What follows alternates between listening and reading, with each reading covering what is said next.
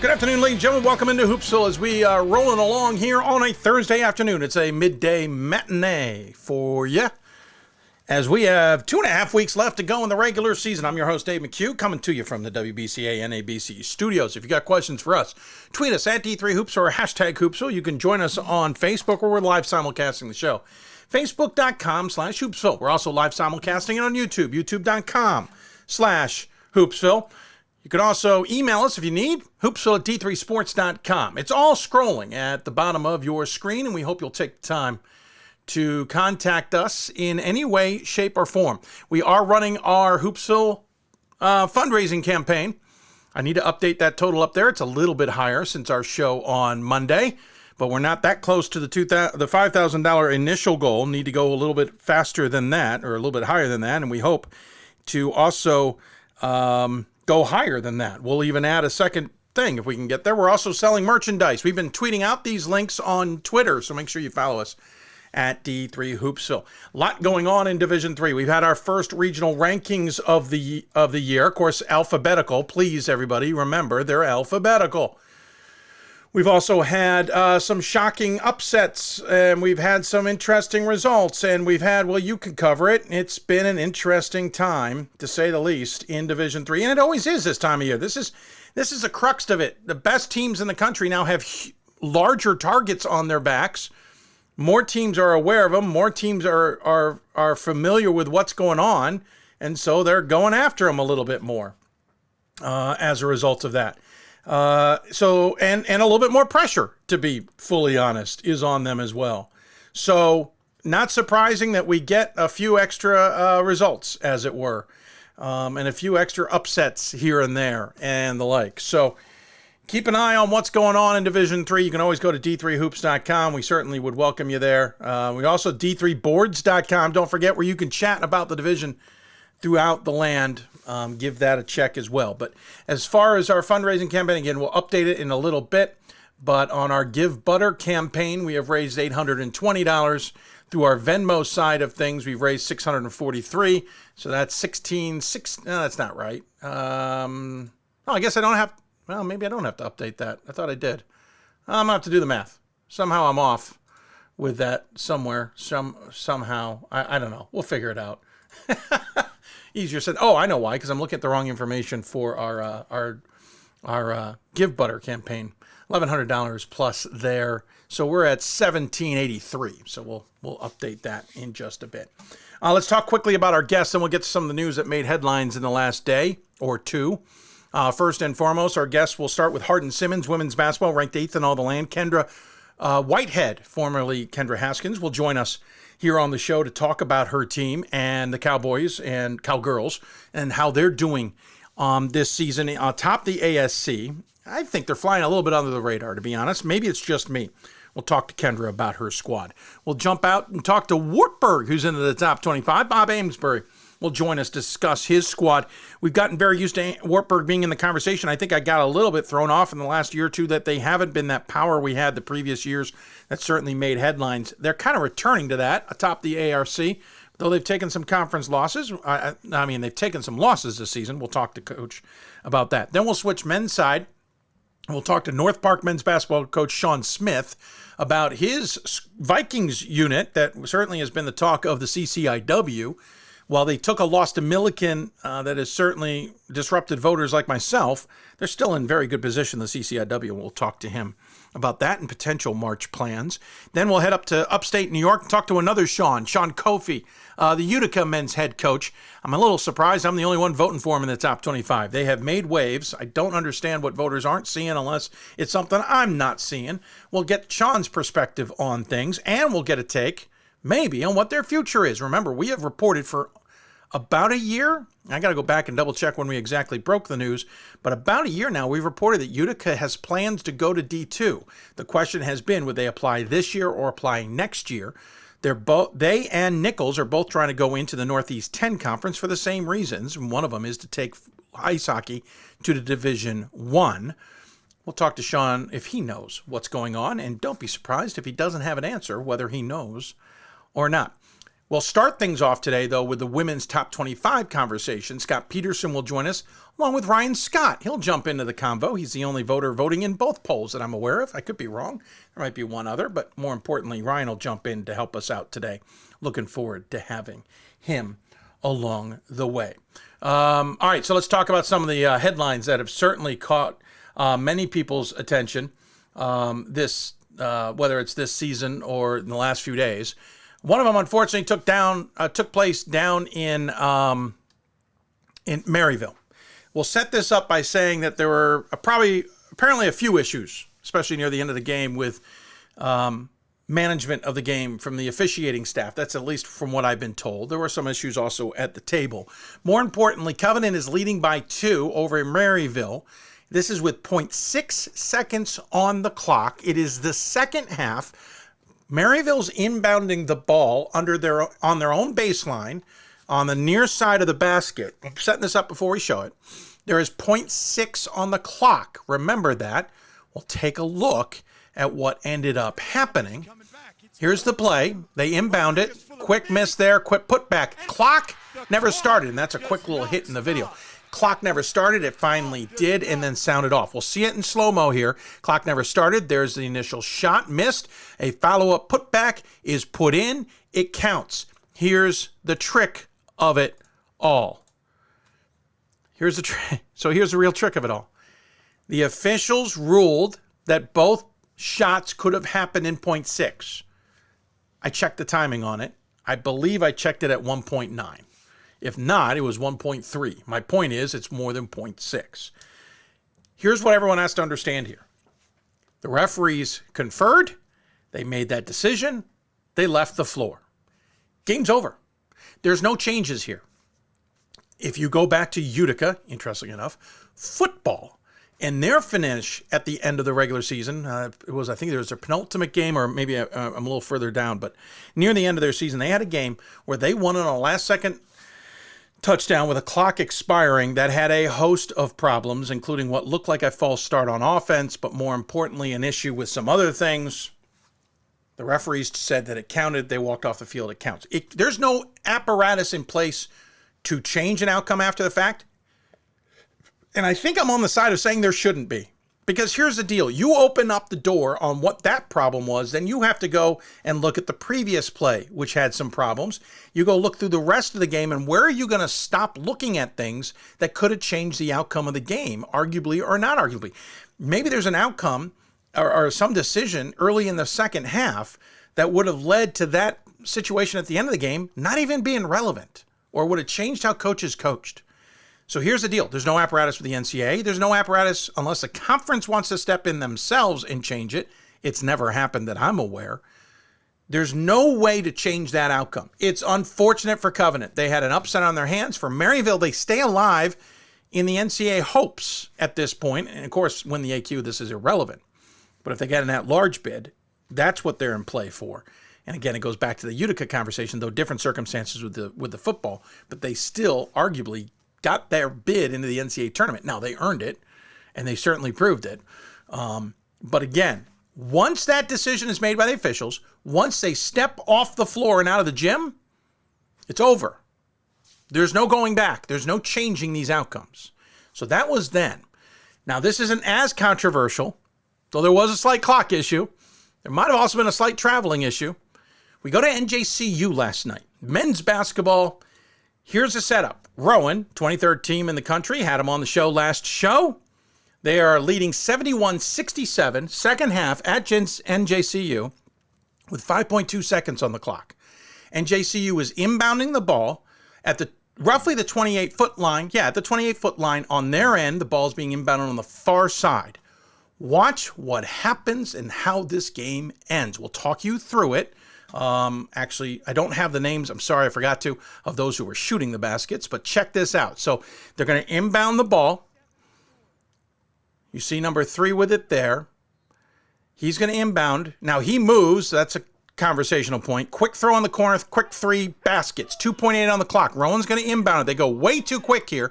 It gets tipped. It's caught by number 3. He throws it up, backboard in, and counts at the buzzer. Now, quick note. They added 0.4 seconds on the clock. After discussing it, it didn't matter. Rowan didn't have much of a chance at it. Looked like they even tried to draw a foul in the backcourt to maybe shoot free throws to try and tie it. But here it is. Look at the tip there. Clock does not start. It's caught there. That's when the clock starts. A three is thrown up. It's off backboard and in. I will tell you right now, I have measured this. I don't think that missed tip starting the clock would have changed the fact that shot was made, because the ball was well on its way by the time the buzzer hit. And more importantly, it was, I measured it out. I think they had 2.8 seconds, and I measured it at about a little shade over, maybe 2.1, 2.2-ish. I had it at about 2.1. Put into the fact delay with the thumb, we could add make it 2.5 seconds. Still plenty of time to get that shot, though the buzzer may have sounded officially and you wouldn't have counted it because the buzzer would have sounded while in midair anyway, so you wouldn't have added 0.4 on the clock. But great win by NJCU. Number one play on SportsCenter. Van Pelt certainly liked it. Rex Chapman was loving it on Twitter. It was a big boom on the social medias. Congratulations to NJCU. That's a huge win over Rowan. Rowan's first loss in conference. We'll see how voters handle that. But, clock management is an issue. You got humans, people as referees. You have humans as basketball players. You have humans as coaches. And you have humans as those running the clock and table operations.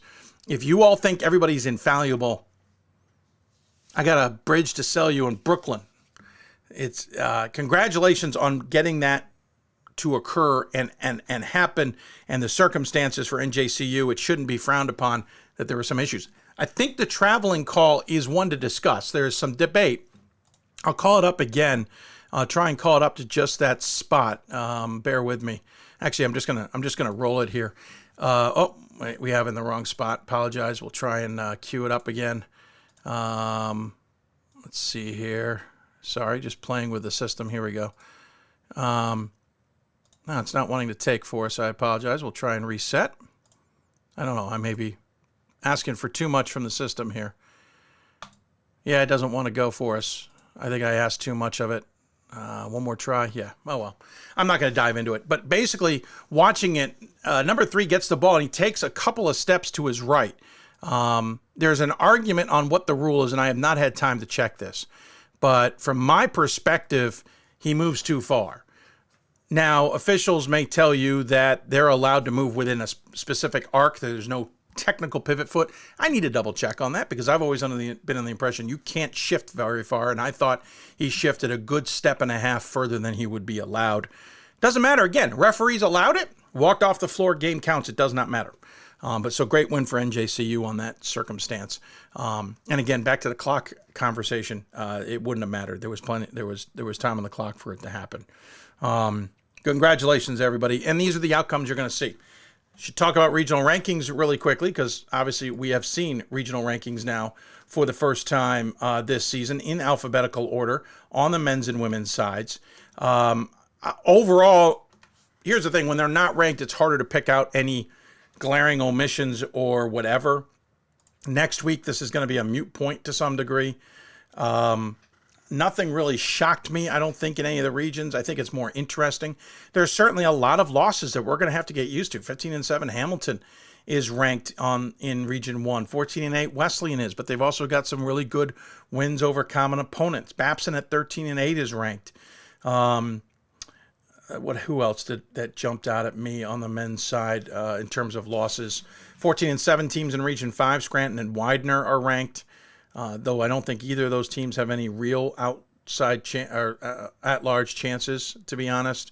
14-7 Whitworth is ranked, but there's some good results there, but we don't have results versus regionally ranked opponents. So next week there's going to be some significant changes because some teams who are not ranked right now will have results versus regionally ranked, which will throw them into the mix. You'll have teams that are currently ranked that don't have a lot of that data who will fall out, so on and so forth. On the women's side, 16-6 Trinity ranked in Connecticut, but really no surprise there, in my opinion.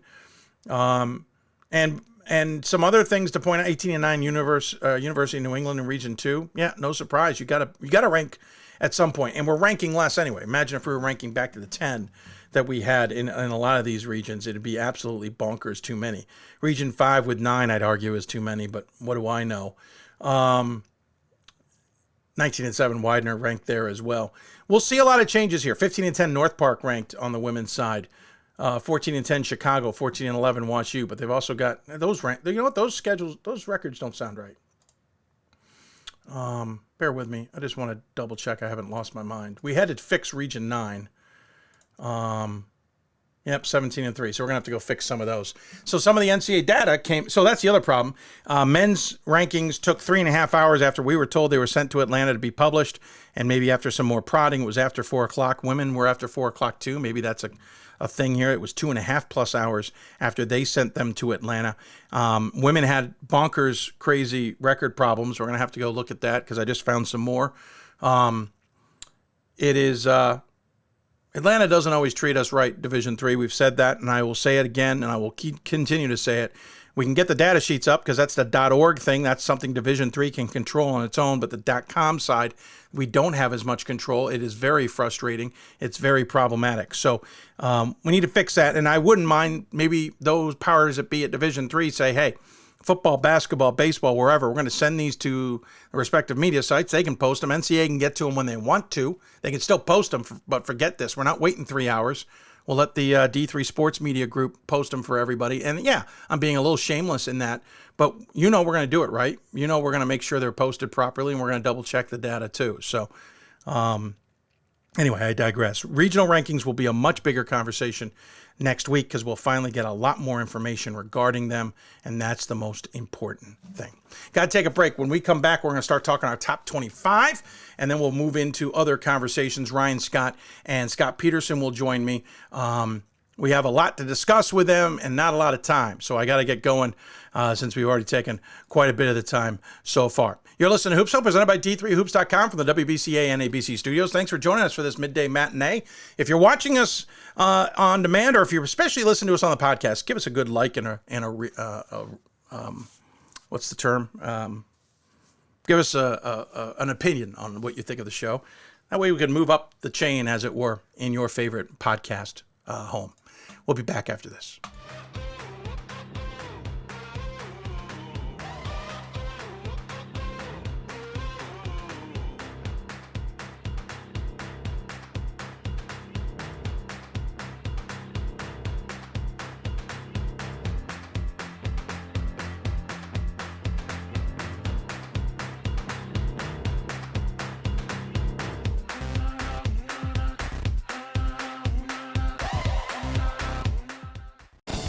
These are your teams, your players, your community of fans.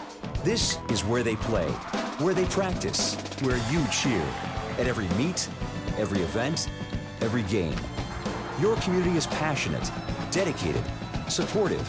You know the tension of a close game and the thrill of the win. So while you're cheering, keep an eye out for anything out of the ordinary. If you see something suspicious, say something to local authorities. It starts right when you hit the court. You imagine your finest moment. The game-winning shot that gets you to the dance. A monster dunk or no-look pass, and cutting down the net. Sports lets us dream of our own success and prepare us for our finest moments on and off the court.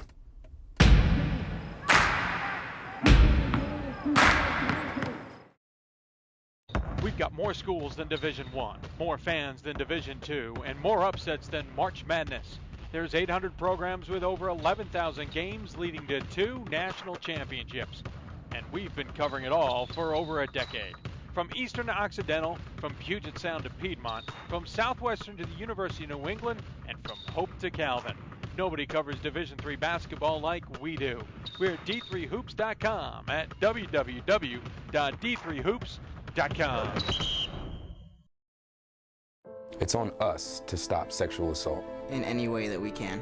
To get a friend home safe. To never blame the victim. It's on us. To stand up. To make our community safe for all. It's on us. It's on us to look out for each other at parties. It's on us. To be more than just a bystander. To step up and say something.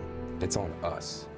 All of us. To stop sexual assault. Learn how and take the pledge at itsonus.org.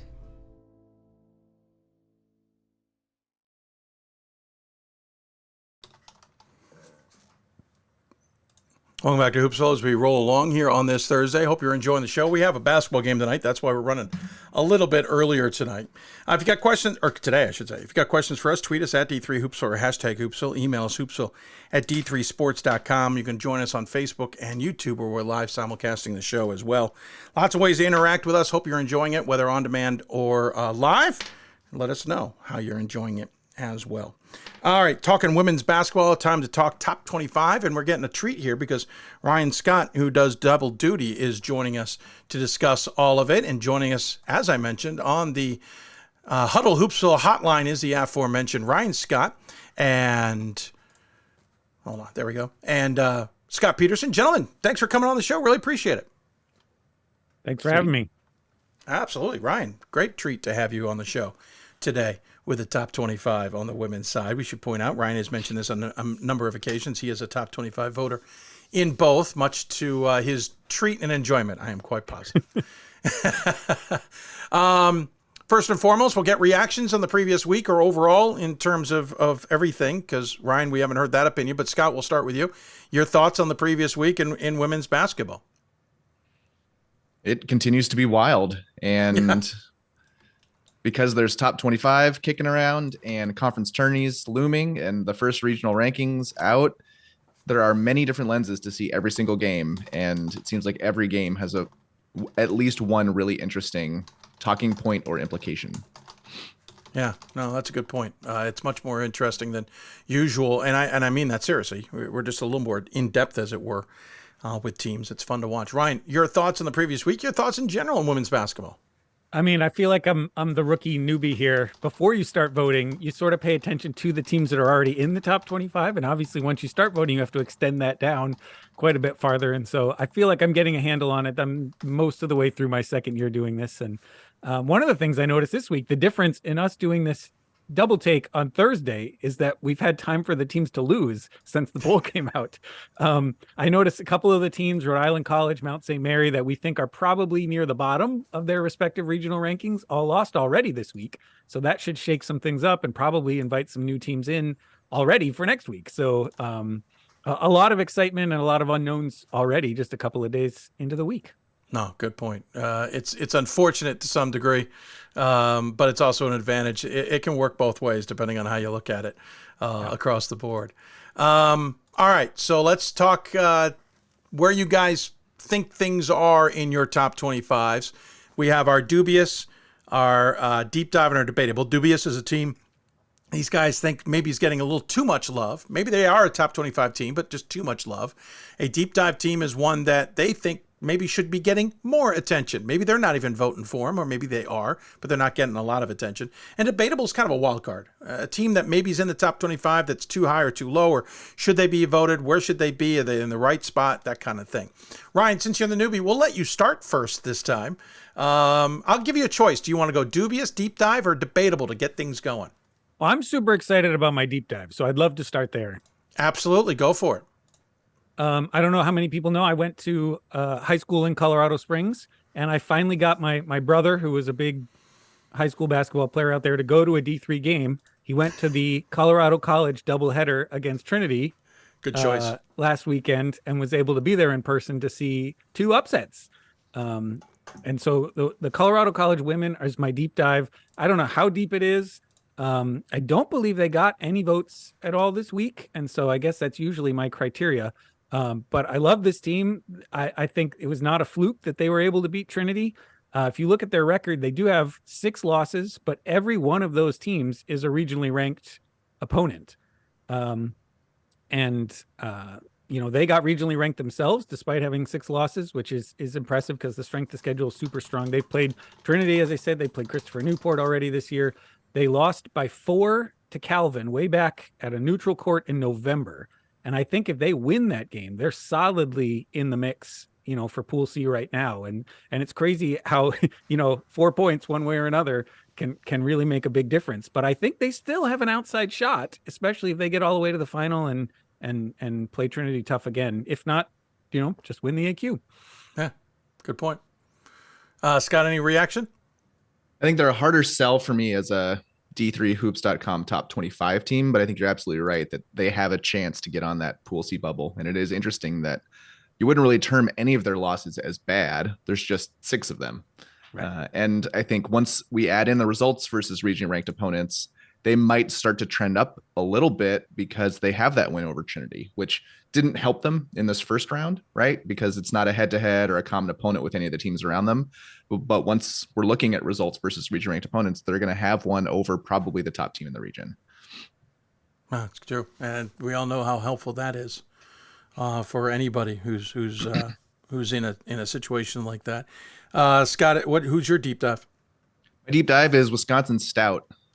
So I love lots of great wins against strong opponents, and I think Stout has those. They've beat Whitewater, La Crosse, Oshkosh, River Falls twice, so largely WIAC. They probably don't have a really strong out-of-conference win. Luther might be their best one. And if you look at the poll, you could say, hey, they've got a bunch of losses. I think it's 6, but 7 loss Springfield is getting votes, and 6 loss Eau Claire, Tufts, Emory, and Rochester are all kicking around in the poll. And I think Stout is there with all of those teams, and I would probably put them somewhere in the 20s. And I probably would slot them ahead of teams like Rochester, Wartburg, Laverne, Baldwin Wallace, Calvin, Messiah. So, I wouldn't push them up higher than probably 20, but I absolutely think they're in that 20 to 25 mix.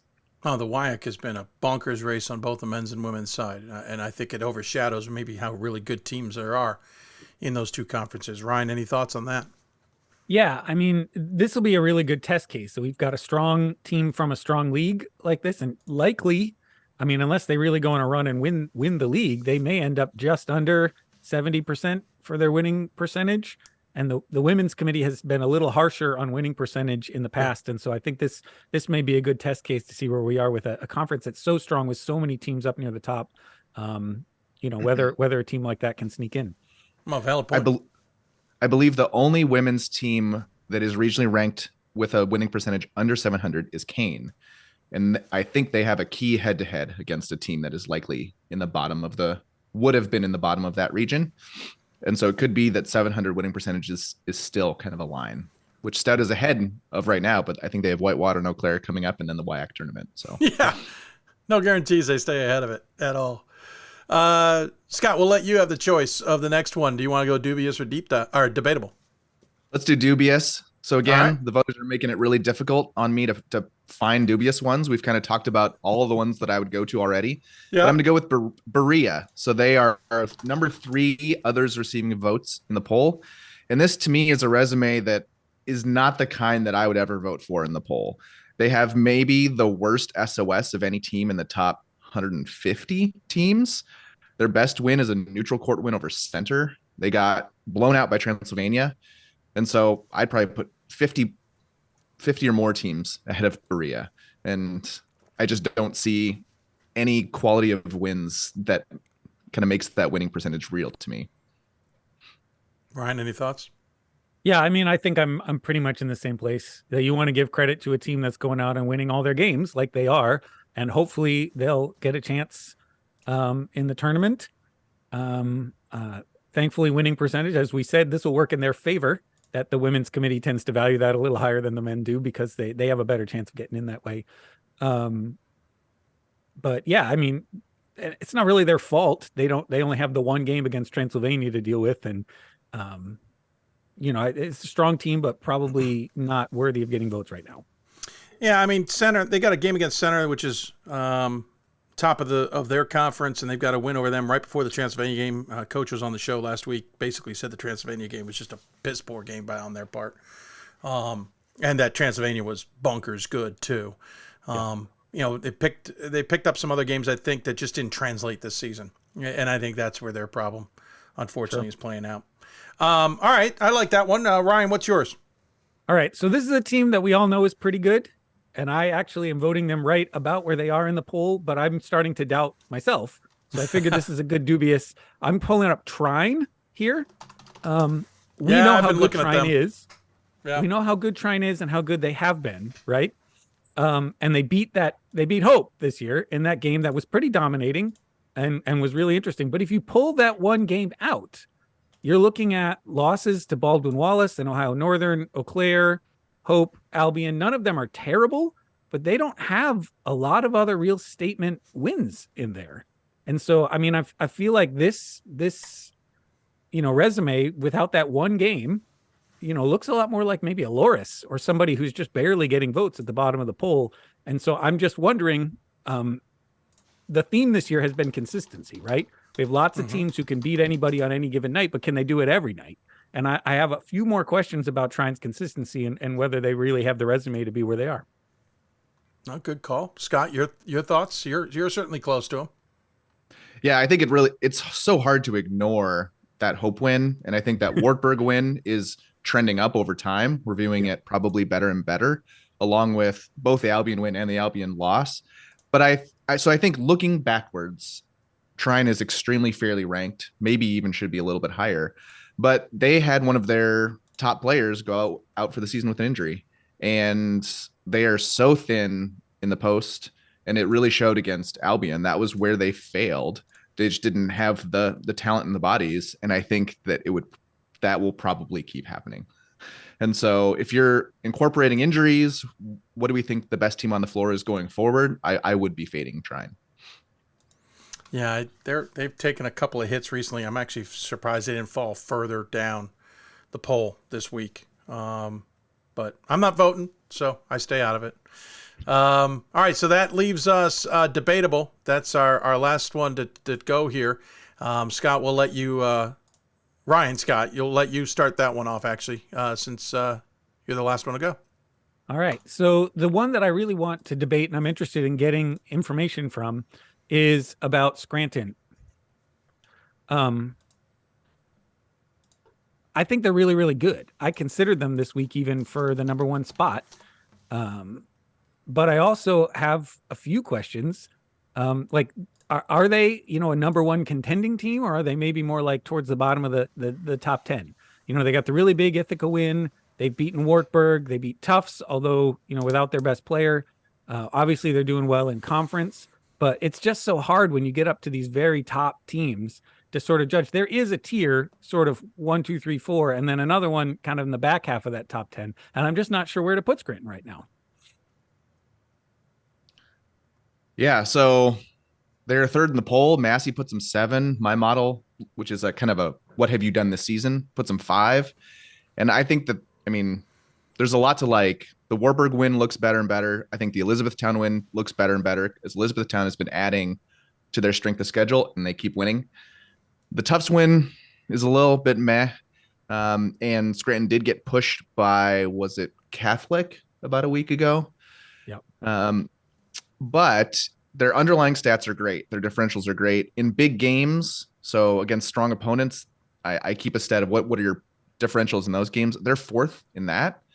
Okay. And I think there's a lot to like. They're probably undefeated results versus regional ranked opponents. And so I would absolutely put them in the top 3. I think they're a top 3 team in the poll. I think they are a team that you build a quadrant around right now for the NCAA tournament. All right. I missed my one good chance to see him.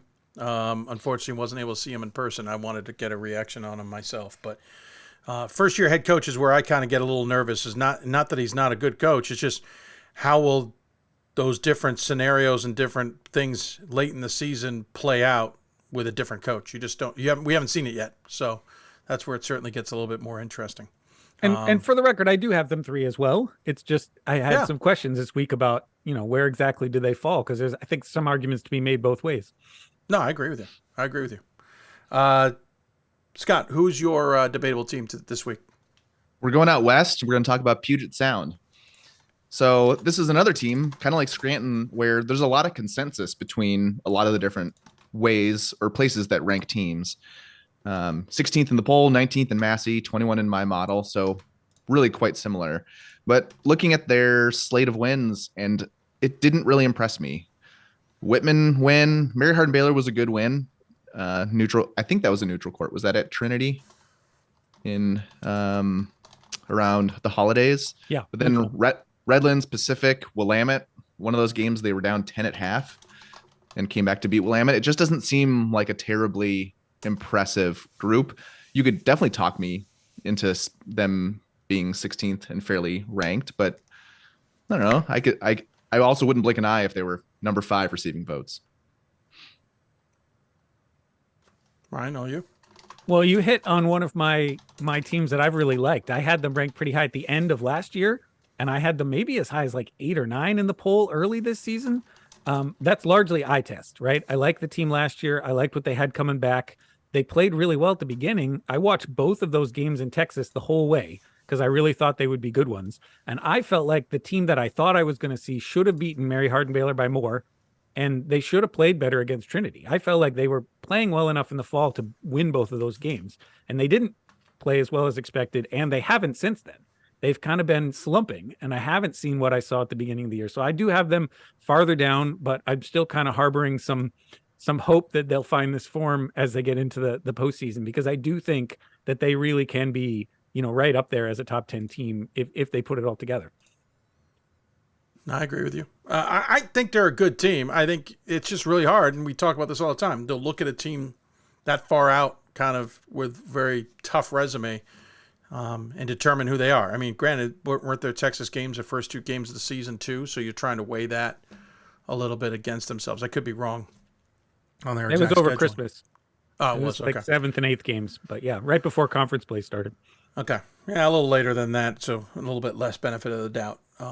But it's a good debate to have, and that's why we have you guys on. And I appreciate you finding some more schools to chat about. Ryan, it's great to have you on and discuss it all as well. And I'm not letting you go just yet. I still want to get a little bit more from you guys, but I appreciate the insight on schools that are worth talking about too. And by the way, we're not talking about them because they're bad.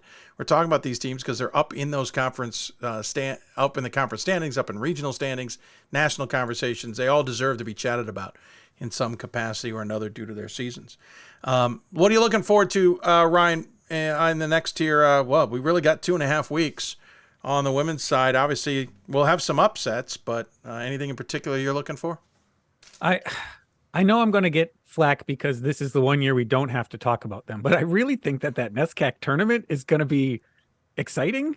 I think in the past we've had maybe 1 or 2 teams that we kind of knew would be the best. And I think, there are going to be 8 teams that can probably win that thing.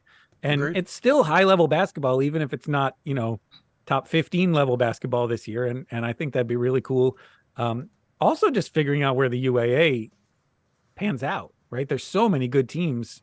And how many are going to be able to get into the tournament because of the various regions that they're in.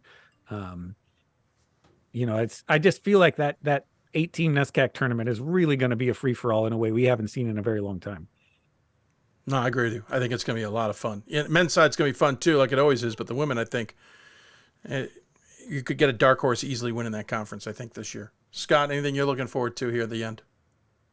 On Ryan's comment on the NESCAC, it could be really interesting there because they've kind of beat each other up this year, which has pushed a lot of their winning percentages under 700. And so it could mean that AQ is very important, and many teams, as you said, have a chance to win it. Things that I'm looking at now, I don't have this long Division III history. Even though I went to a Division III school, I wasn't deep into the national landscape.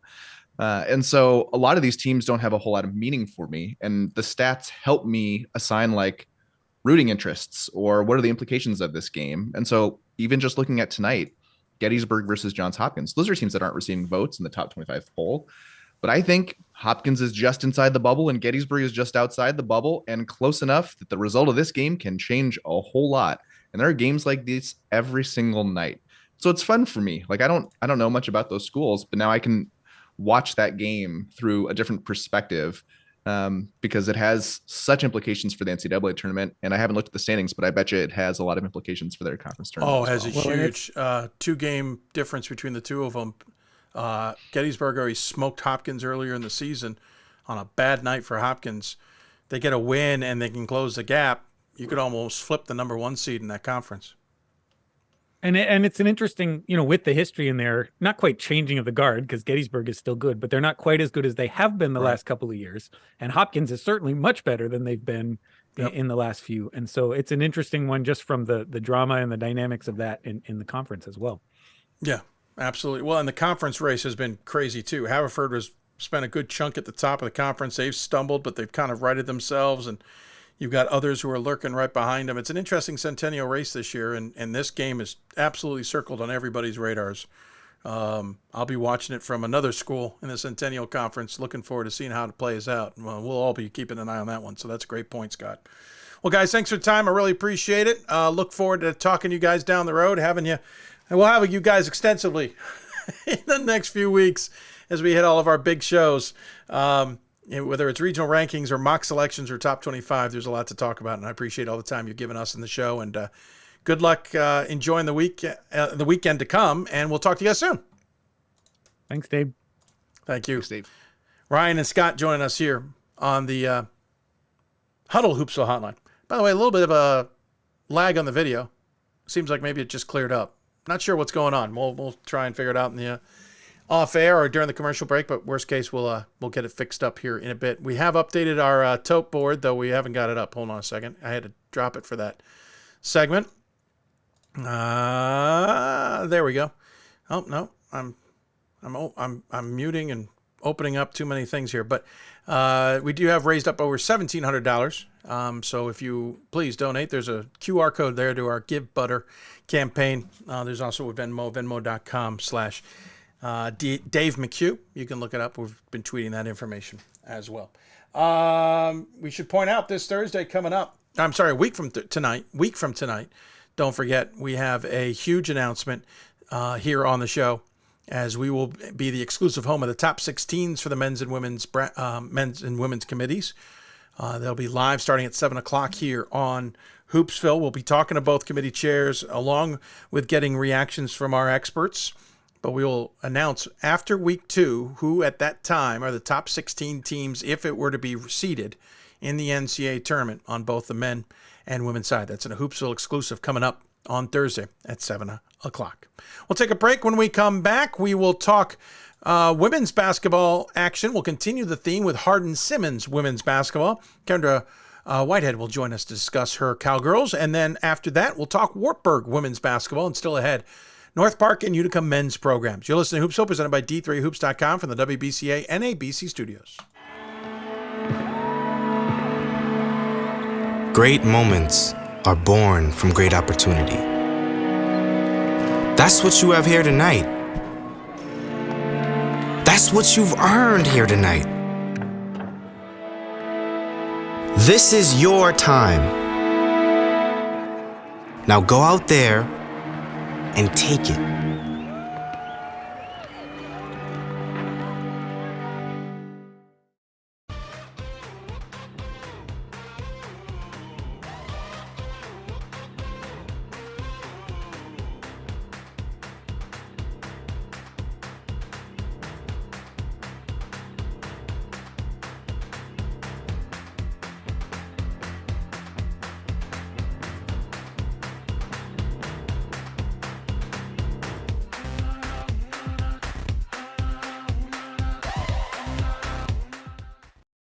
It's on us to stop sexual assault. In any way that we can. To get a friend home safe. To never blame the victim. It's on us. To stand up. To make our community safe for all. It's on us. It's on us to look out for each other at parties. It's on us. To be more than just a bystander. To step up and say something. It's on us. All of us. To stop sexual assault. Learn how and take the pledge at itsonus.org.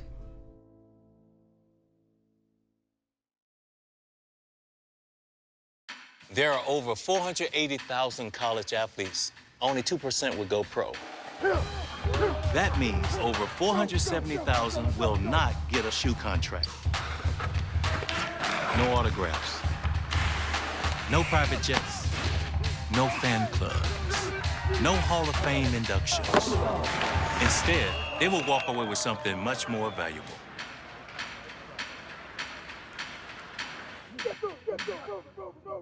We've got more schools than Division I, more fans than Division II, and more upsets than March Madness.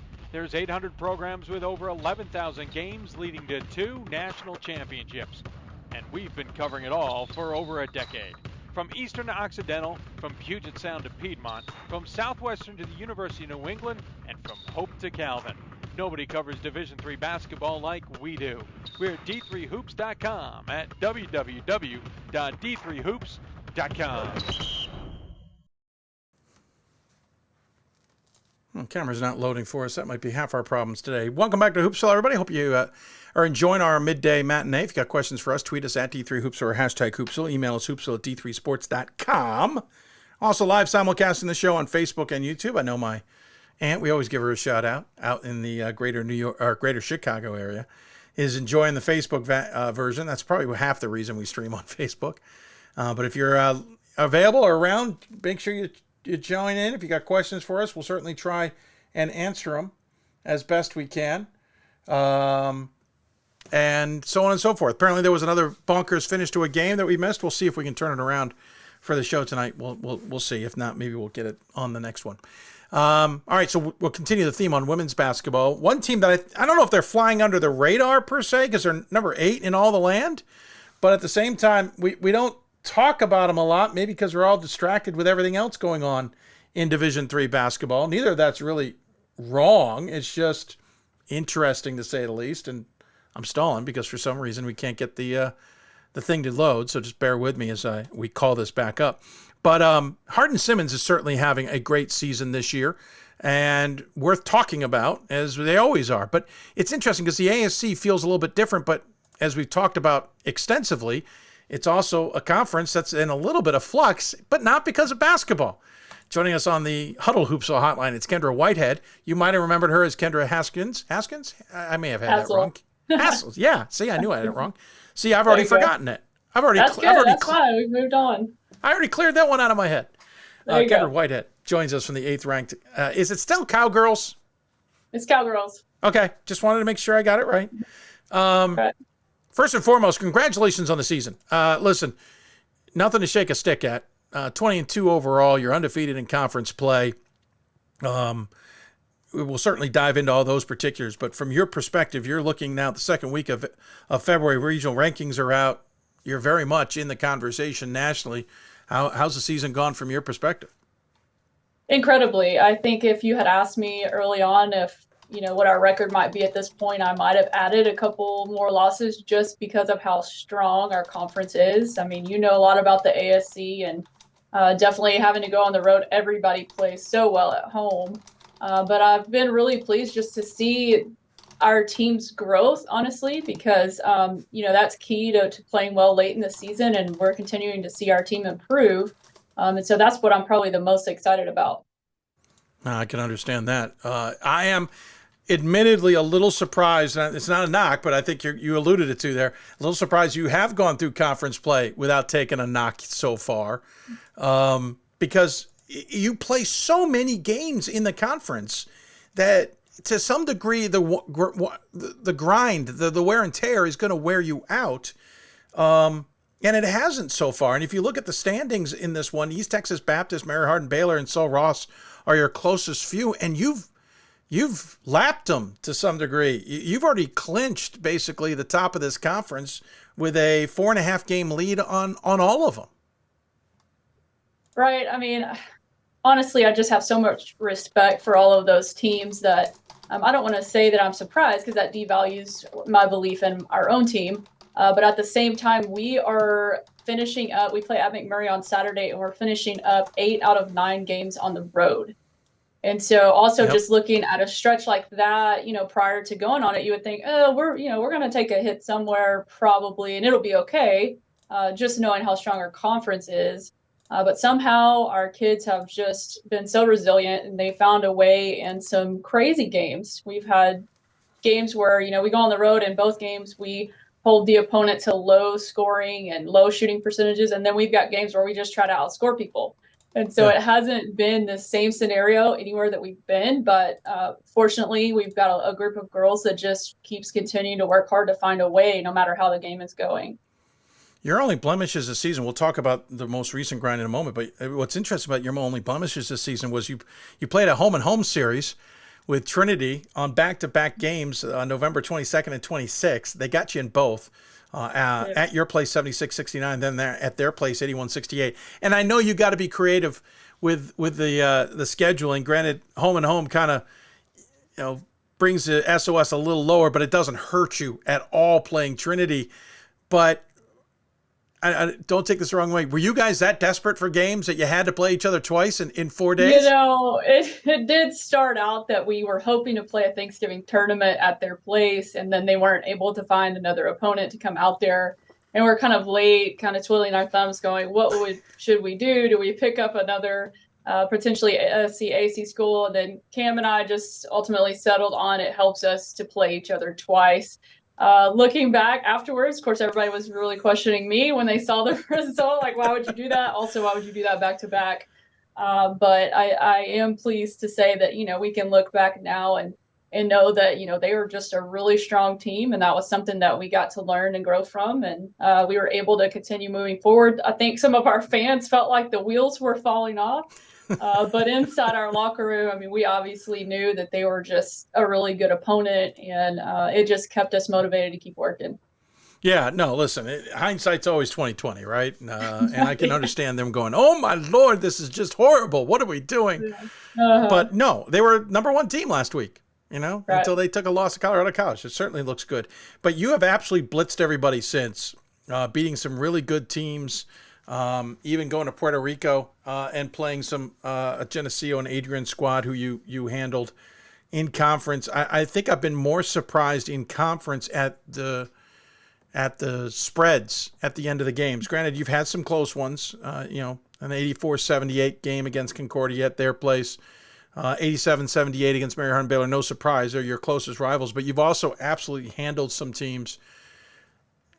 I guess the question is, give us a sense of what is going so well for your squad. What is clicking that is working so great? Well, I think you can start with our experience, Dave. We have a lot of seniors in this group, a lot of not just seniors, but people that played since their freshman year. They've been in our system that whole time, and our offense really just clicks. I mean, we're so balanced. We've got a good inside game. We have even a post that comes off the bench that really helps our inside game.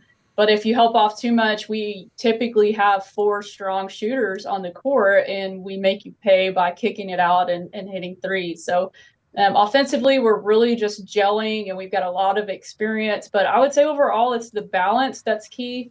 I think it's difficult, or it has to be difficult, for the coaches in our league to scout us. You know, if you want to try to take one player away that led us in scoring the game before, it's likely that someone else is going to lead us. And I mean, we've had big games from multiple players, 33-point game from somebody, and then the next game it's 26 from somebody else. And I think that just makes it really, really hard to guard us.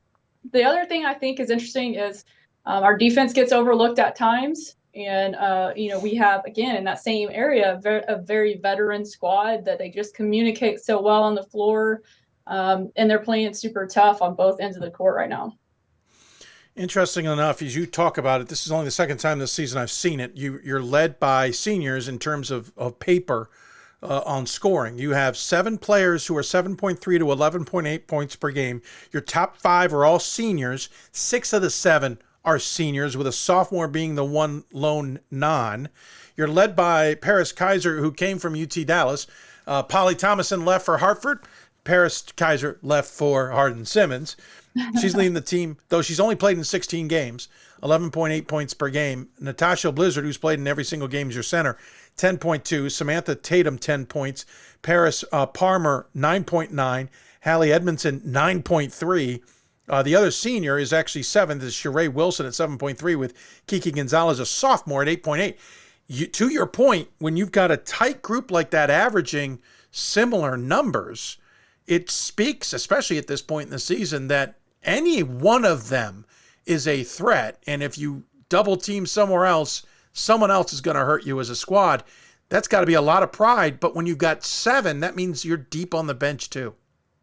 It does. We're able to rotate, and really Sheree has been a really good spark for us coming off the bench. At times, I feel bad that she's not starting, because, in some other places or a scenario she would.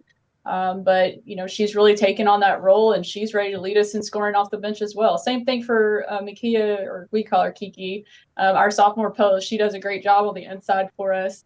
But it's just, I never know going into the game who's going to lead us in scoring, and I never care. And the coolest thing is they don't care either. They're willing to share the ball, make that extra pass, feed the post, relocate, do all of those little things. And they celebrate each other as much as they celebrate the wins and their own individual success. And I think that has definitely been a key to us being successful is they don't really care who gets the credit. And for the most part, it looks like you're healthy. Kaiser's 6 games missed were middle of the season. She's been playing for quite a while since then. By the way, they all shoot well, too. Kaiser's at 44%, Blizzard's at 66%, which is ridiculous. 48+% from Tatum. Palmer is at 43%, 43.5% for Edmondson, 49% for Kiki, and Wilson's is the lone bad shooter at 38%. And I'm for those listening, I'm using air quotes. That's what's also scary is they all shoot well. So maybe one takes a lot of shots and gets a lot of points that way, but they don't have a great shooting percentage. No, they're all efficient.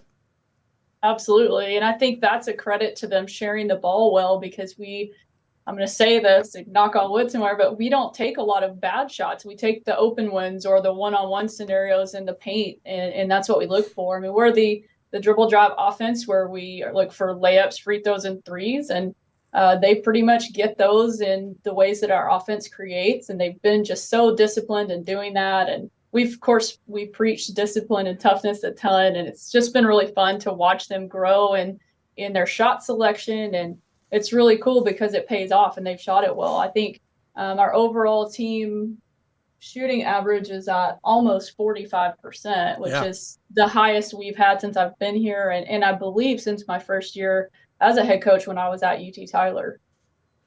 45% is your team shooting. Your opponents are 36. You're shooting 33 from beyond the arc. Your opponent's 27. You're scoring 76.6 points per game. Your opponents aren't even hitting 60. There's a lot of things in there that shows the dichotomy between the offense and the defense. But to your point about sharing, okay, Natasha Blizzard's knocking on the door of a double-double. She's got 9.2 rebounds per game on top of the 10.2 points she's scoring. But you have a wealth of other players who are rebounding. Gonzalez at 6.5, Palmer at 6, Tatum's at 4.5, Wilson's at 3+. You look at assist numbers, there's a ton of players who are assisting. You look at steals, there's a ton of players who are getting steals. The only thing you're not getting a ton of is blocks. You get 3 per game, and that's not a knock. It's about the only thing I can find where you're not all clicking in the same genre or in the same zip code in terms of production. I guess the only question is, how do you keep that going, though, now that you turn towards conference tournament action soon in NCAA, when there's now a wealth of information on this team, and at the same time, there's a bunch of wear and tear on this team? Yeah, honestly, at this point, everybody's a little banged up, a little tired, a little bit sore. So that's really nothing new. That's something these girls have dealt with their whole careers at this point in the year. How we keep it moving forward, honestly, I'm thankful that we have a mature group of young ladies that they are driven and motivated and passionate. And, it wasn't until last year that we won the conference tournament. So, I mean, that's not enough for them. They have bigger goals. They want to keep playing. They want to play as far into March as they can. And so I think the drive is deep within them. And I honestly, they make my job easy because I don't have to do a whole lot of motivating because it's kind of who they are at the core. And one of the things I'm most thankful for. It's certainly fascinating to watch. Tell me a little bit about this conference race. We talked a little bit about it, but it's deceiving that you've got this big a gap in understanding just how good the conference really is. They're so good, and teams win at home. They protect their home court very well. And so I've kind of looked at the conference standings and then followed up with who has who left and where do they play and how do I think that it's going to play out. And I just can't even guess on it at this point. You would like to give the advantage to the home team for the most part, just because of it. But on any given night, I mean, it's just like you brought up our Concordia score. They played very well against us at their place, and then we still have them on the schedule.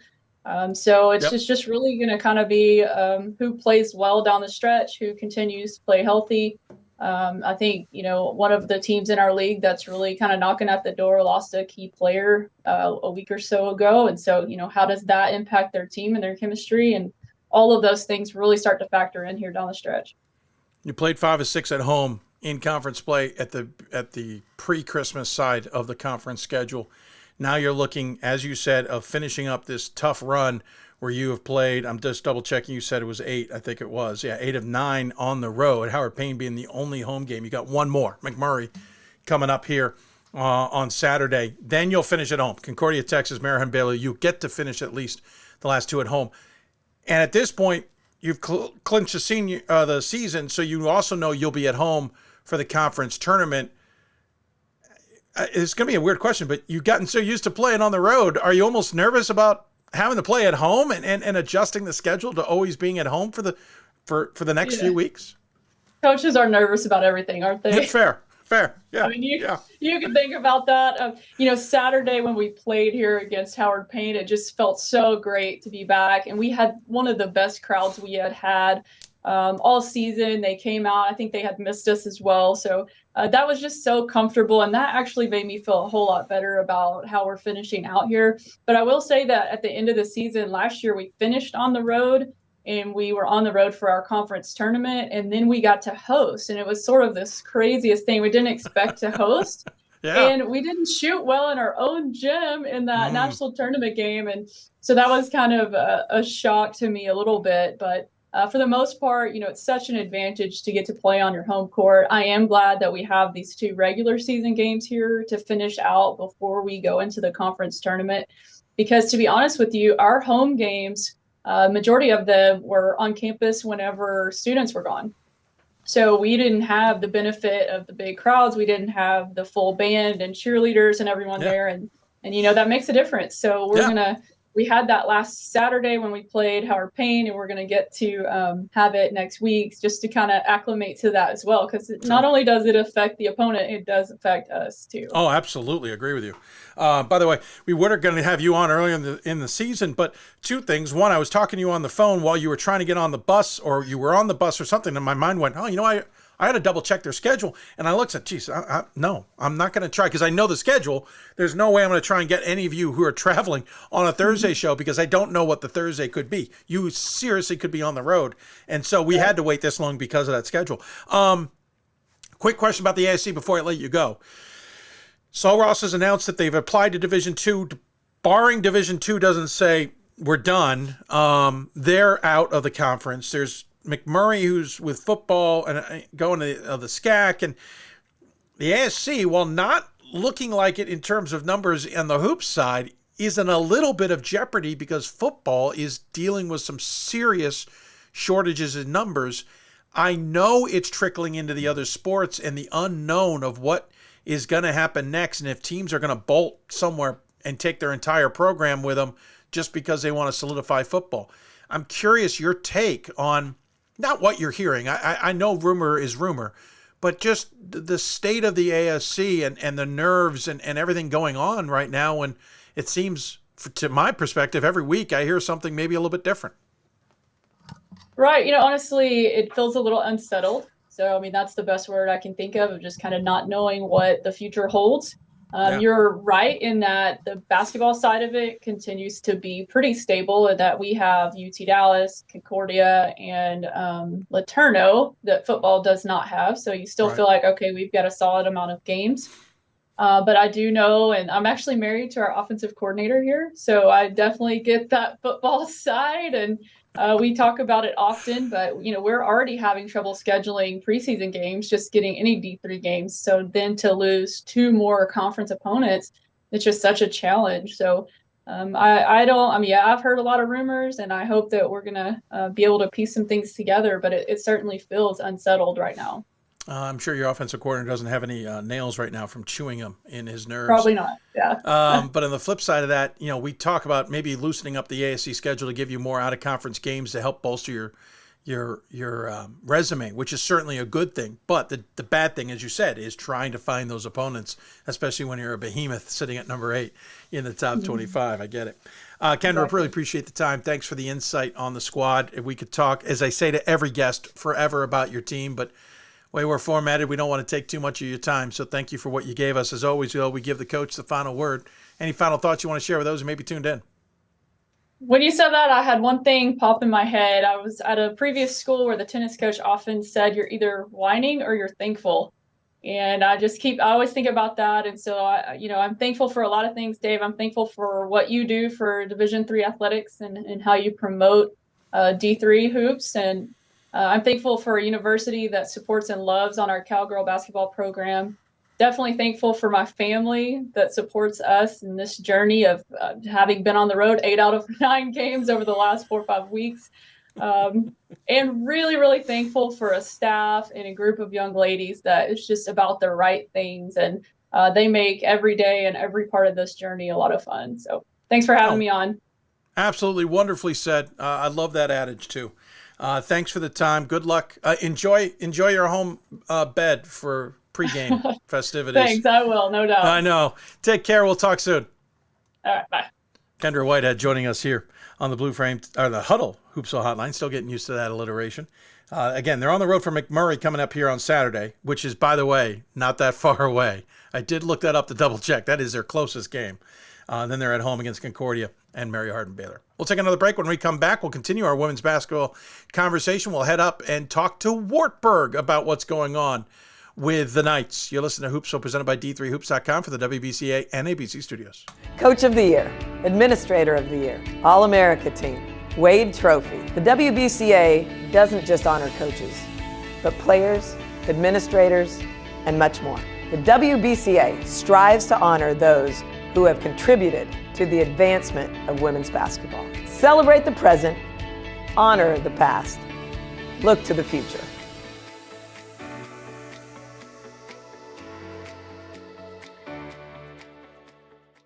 For the love of the game, but for those of us who are Division III student athletes, it's more than that, a lot more. Sure, the game is important, but as we work so hard to build both mind and body, it's more about team. That is why NCAA Division III teamed up with Special Olympics, and in giving the gift of sport to those for whom it seemed an impossible dream, we are working to make this a better world. Help us keep that dream alive. You can make a difference. It's on us. It's on all of us. And it's time to act now. It's on us to start the change. It's on us to be the change. It's on us. It's on Division III. It's on all of us to stop sexual assault.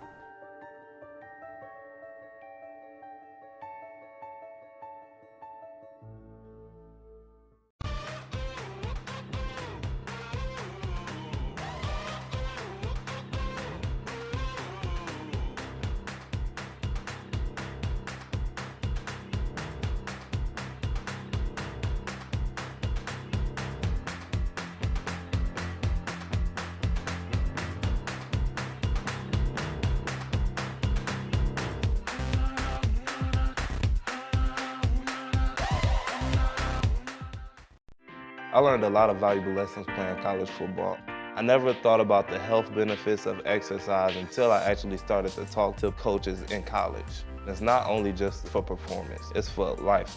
My coaches instilled the importance of well-being, not only building up strength, mental health, getting enough sleep, eating properly is all what it is to be healthy. I decided that I want to go into personal trainer and share my knowledge that I obtained in college about physical and mental well-being.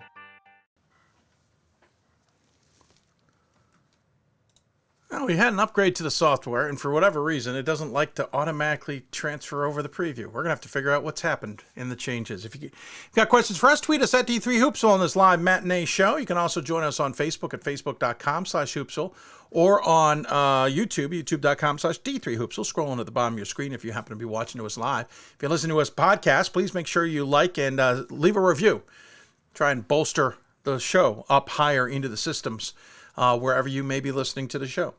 Continuing the women's conversation here, another team that seems to always be in the national conversation, but I felt like maybe it was a little bit of wait and see this season, is the Wartburg Knights. Bob Amsberry, of course, has a very good squad on his hands, as he always does. Maybe not surprising to some of us, but certainly surprising to others, as I just realized once again. Don't always have the settings totally right. There we go. They are 18-4 this season, and they are 13-0 in conference play. And it seems appropriate we're talking to Wartburg right after we talked to Hardin-Simmons, because Aaron Beadle, assistant coach at Hardin-Simmons, used to be the assistant coach at Wartburg, and Kendra wanted me to make sure to say hi to Bob. Bob, good to see you, sir. How are you? Welcome to the program. Thanks for the time. Appreciate being here. First and foremost, the fact that you and Kendra probably talk often, or there's a median in between, and an assistant coach is kind of cool, because admittedly, you guys are some distance apart. I wouldn't necessarily draw a straight line. Yeah, it is a small world, though. We our first Final Four appearance, we beat her Texas Tyler team.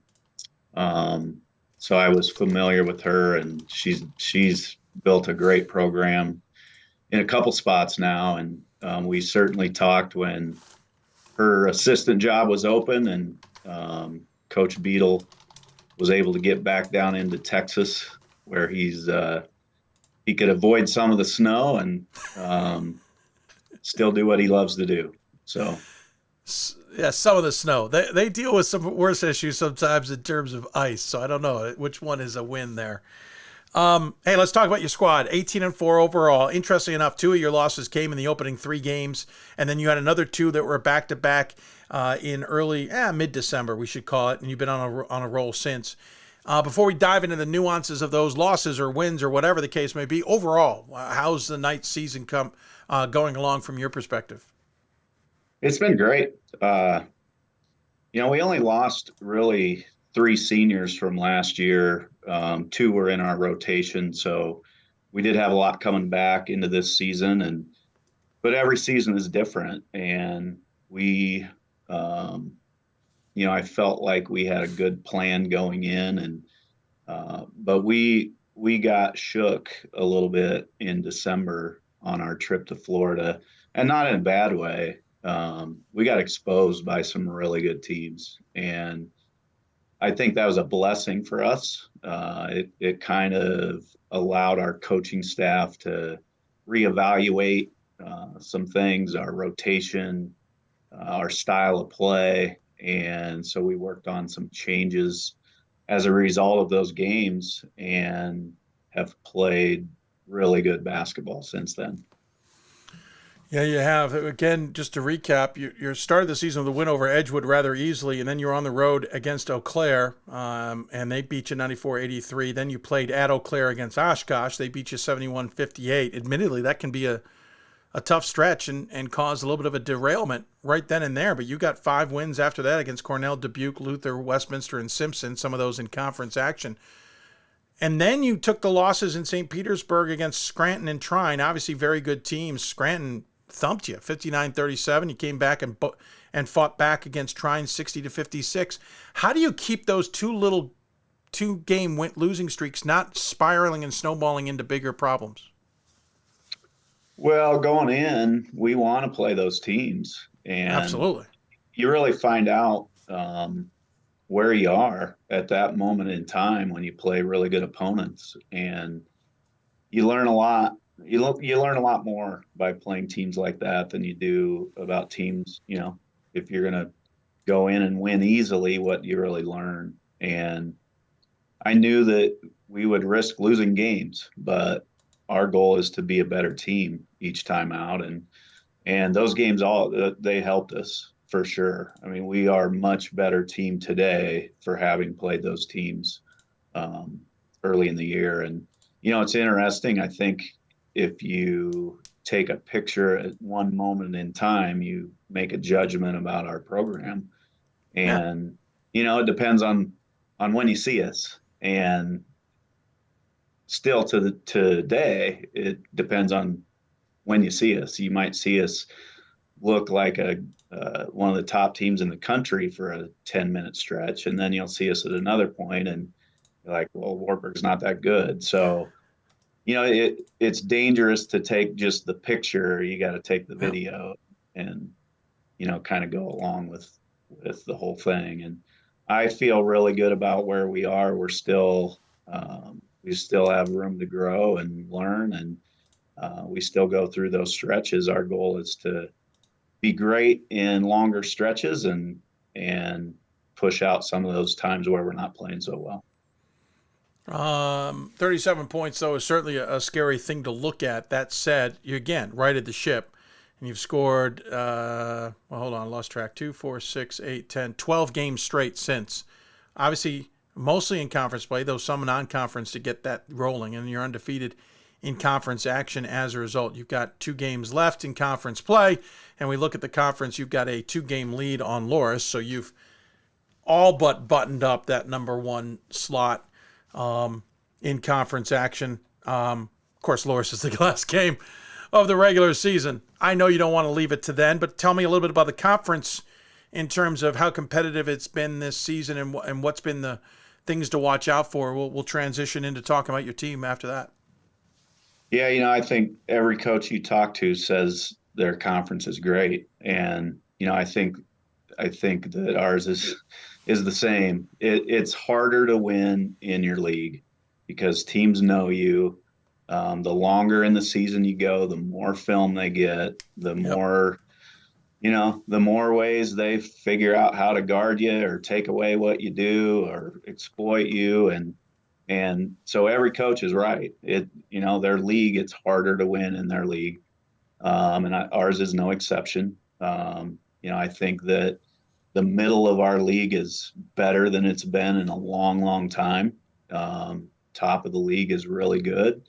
And if you're not good every night, you can get beat. So, I'm just really proud of where we are today.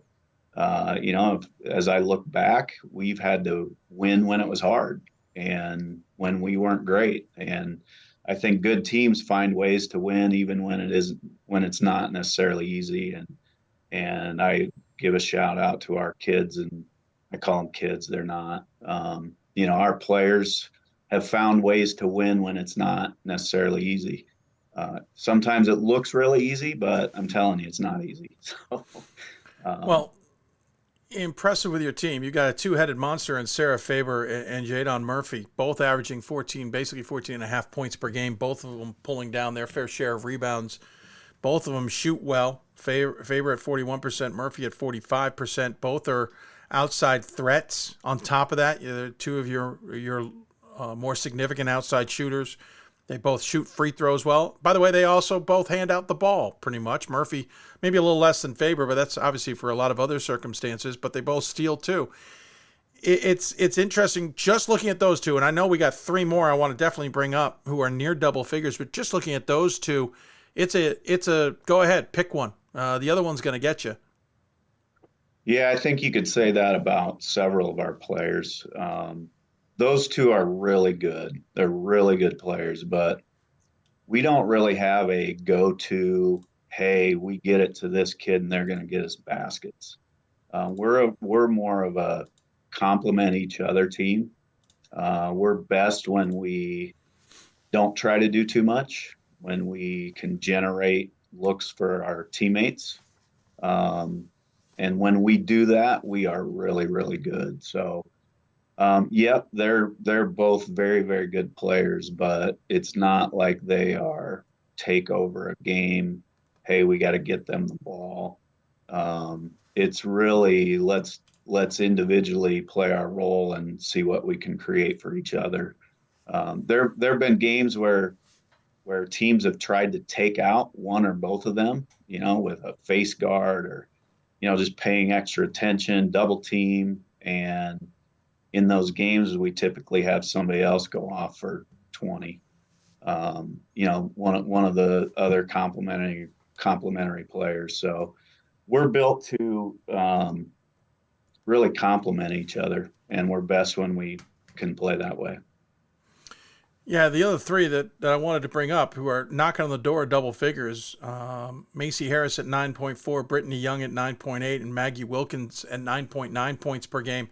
They also pull in their fair share of rebounds. They, for the most part, most of them hand out. And Macy's, I think, your third most in assists, second in steals or third in steals. Those 3 certainly come to the table too with near double-digit points. And as we were talking with Kendra, now you got a 5-headed monster essentially of those who can contribute in some capacity and in some way. The only one who doesn't shoot from outside in that group Actually, it's just outside that group. It's Olivia Baxter. All of them also shoot from outside. So you've got a danger here. They're gonna get you at any point on the floor. Yeah, you bring up the outside. We aren't afraid to shoot the three, and sometimes we'll go in games and miss 5 or 6 in a row to start a game, but that's who we are, and we're going to take the shots that the defense gives us. There's been 2 games where we've shot over 43s in a game, which is absurd, more than 1 per minute. And we're not Grinnell. We're going to take what the defense gives us. And there's times where I'm thinking, man, we need to get something at the rim, but we do have a lot of kids that can shoot it, and that's the way we're built. And so we're going to shoot it. We've got a lot of kids that can really get going from the 3-point line. So we figure if we miss 6 in a row, we might make 6 in a row. It might be a little dangerous to play that way, but we are who we are. You shot 34% from outside the arc. It's not too bad in any way, shape, or form. And holding your opponents to well below 30%. So it's working out pretty well. We talk about the offense. What's clicking on defense? You're outscoring your opponents by 17. We've grown a lot defensively. I think early in the season, we really struggled. That Eau Claire game, we gave up 90 something. That was a great game, one of the best games I've been a part of. But we gave up way too many points, and it took us a while to really figure out defensively who we were, and we continue to grow. We've gotten to be pretty good defensively. It's about communication and trusting each other. And most games we're undersized, and so we've got to find ways to defend bigger kids. And really, you could argue that our starting lineup is a bunch of guards. So we help each other and we communicate, and we've grown a lot defensively for sure. Again, 3 games left in the season. You'll play your next 2 at home against Buena Vista and Co., and then on the road to finish it up against Loris, which obviously we hope, for your sake, it is not meaning anything. You'll have buttoned up the number 1 seed.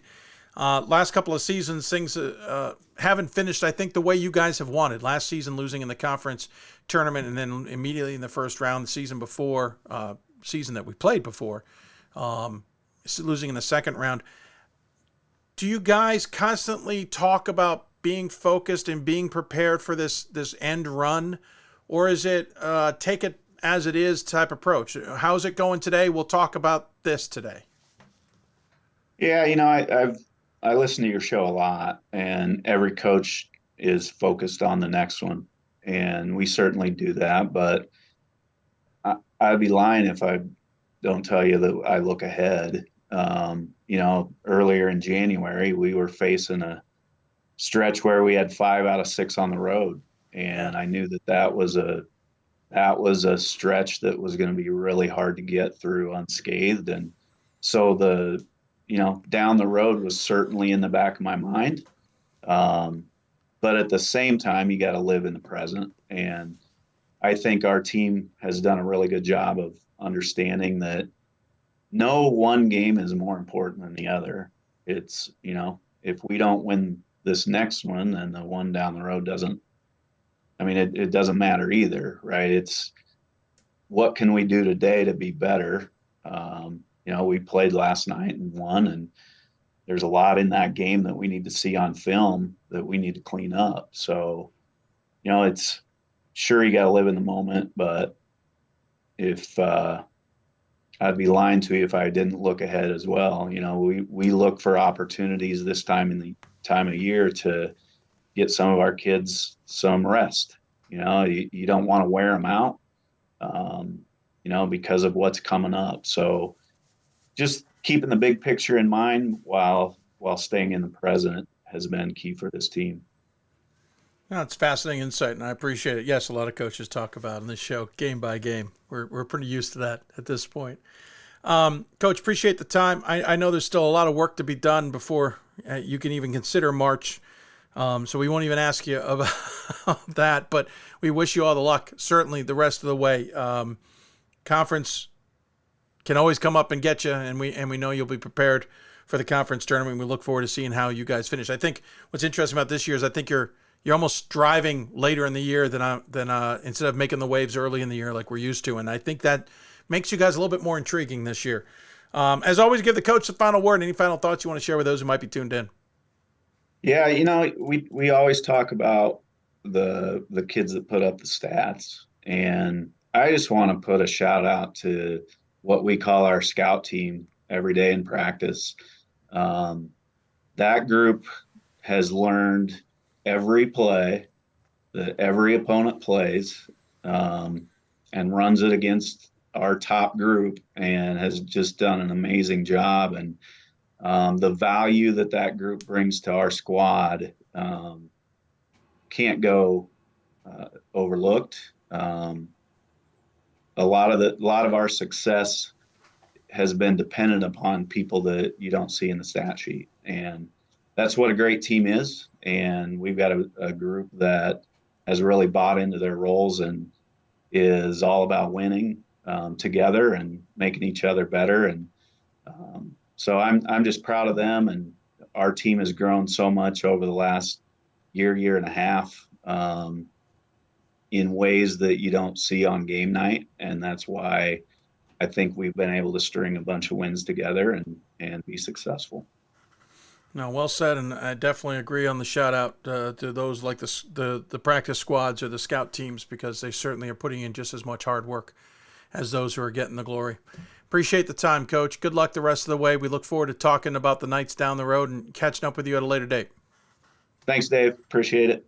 Absolutely. Bob Amsberry joining us from Wartburg. Again, big run ahead. Buena Vista and Co. at home, and then Loris on the road. We'll see how they'll play those things out. And they got the conference tournament ahead.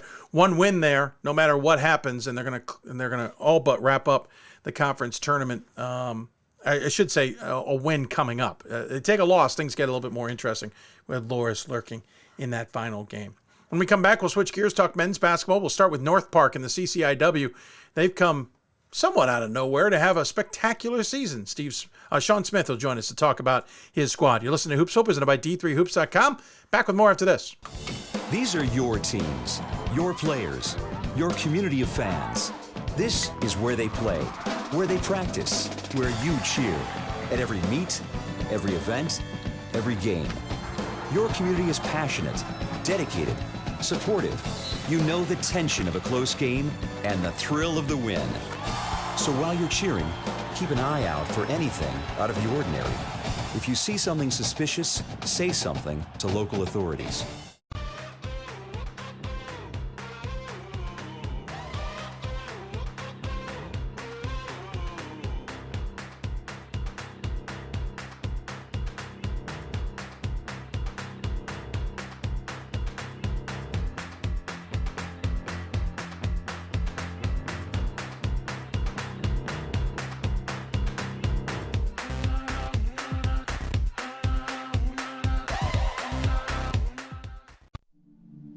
I used to never really talk, ever. I was afraid if I said something wrong, everyone would laugh at me. But then I started to play golf with Special Olympics. It helped me to find my voice. And now everyone else is speechless. We've got more schools than Division I, more fans than Division II, and more upsets than March Madness. There's 800 programs with over 11,000 games leading to 2 national championships. And we've been covering it all for over a decade. From Eastern to Occidental, from Puget Sound to Piedmont, from Southwestern to the University of New England, and from Hope to Calvin. Nobody covers Division III basketball like we do. We're at D3Hoops.com at www.d3hoops.com. I learned a lot of valuable lessons playing college football. I never thought about the health benefits of exercise until I actually started to talk to coaches in college. It's not only just for performance, it's for life. My coaches instilled the importance of well-being, not only building up strength, mental health, getting enough sleep, eating properly is all what it is to be healthy. I decided that I want to go into personal trainer and share my knowledge that I obtained in college about physical and mental well-being. Welcome back to Hoopsville, folks. If you got questions for us, we're live on the air here on this Thursday afternoon. You can always tweet us at D3Hoopsville or hashtag Hoopsville. You can join us on Facebook at facebook.com/Hoopsville or Hoopsville or YouTube at youtube.com/D3Hoopsville. Live simulcasting this show. If you want to chat there, you're more than welcome. Email hoopsville at D3sports.com. All those particulars. Switch gears and talk men's basketball action. By the way, we'll talk more about our fundraiser and t-shirt drives at the end. In men's basketball action, we talked about this a few weeks back in the CCIW conversation with Wheaton men's basketball coach Mike Schauer about the fact that North Park had seemingly come out of nowhere, a team that didn't normally get a lot of wins both in conference or overall, was on top of the conference. They had a dandy of a basketball game against Wheaton, did North Park, just a short time ago, but then, in my opinion, stubbed their toe against Milliken, which definitely gave me pause, but it didn't make me not want to talk to them, to understand what's going on with the program, understand what has happened and where the magic is this season. So Sean Smith joining us on the the Hudl Hoopsville Technology. We will get that right by the end of the season. Hotline joins us. And Sean, I'll start with this. Knowing North Park very well, especially from the soccer side, I appreciate that you don't do a lot of recruiting in Scandinavia to bring in names that are very difficult to say. I will start with that and then say, who is this team? Because you are certainly impressing outside of the CCIW, while also maybe frustratingly impressing inside the CCIW.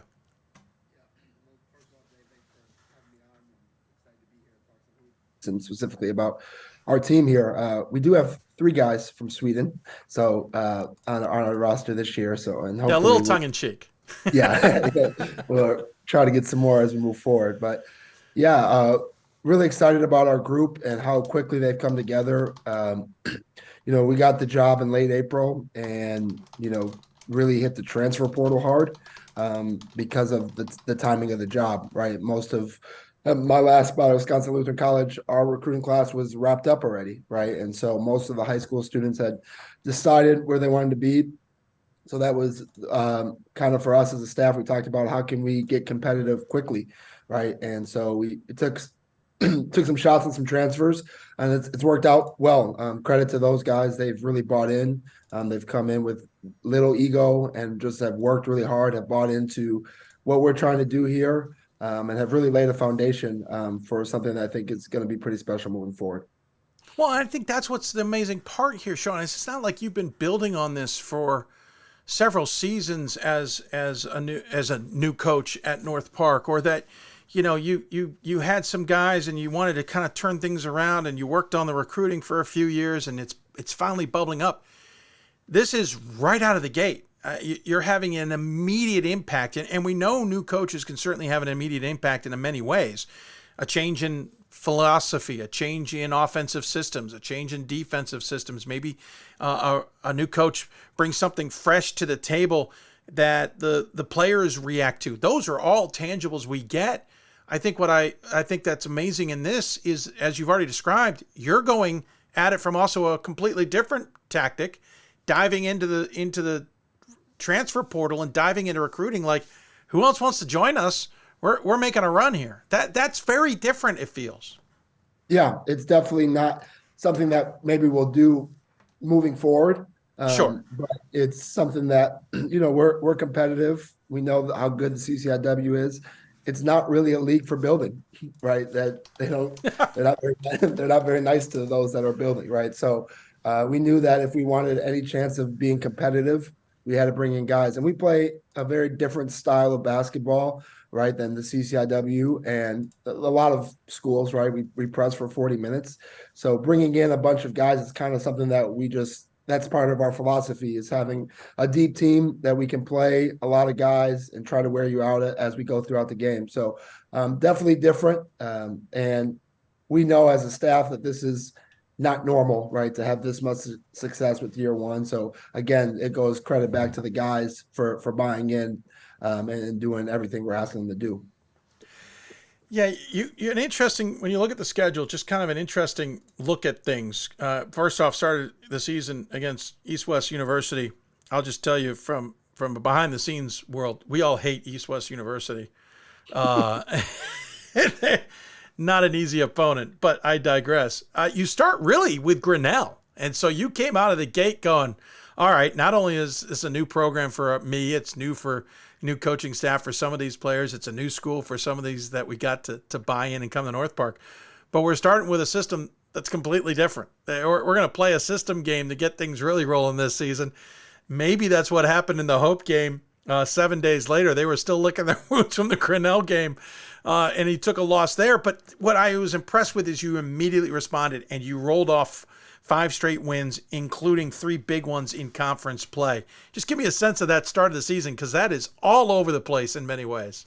Yeah, I mean, you start with East West, who, but bluntly, you don't know who's going to show up for the game, right? Yes. And so there's no roster to look up. yes. So that scouts hard in and of itself. And as your first game as a college coach, you're freaking out. Are we prepared? Do we know what we're going to do? And credit to them, they gave us a great game and played really hard and have some really good players, right? And then Grinnell, that was a late ad. Somebody had backed out.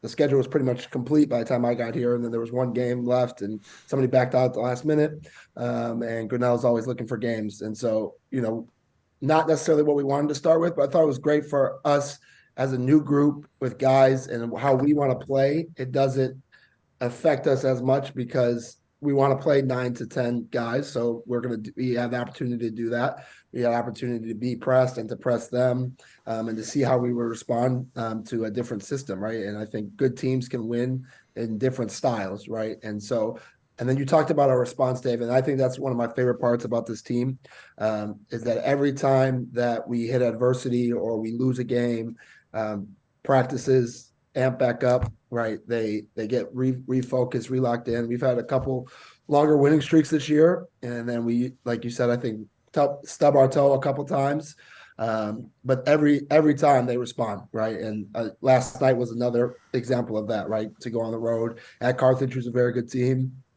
to beat them at their place after losing a game at home to a very good Milliken team, but not a great loss for us, and so to see our guys' response all year and continue to do it makes me really proud of the guys that we have in our program.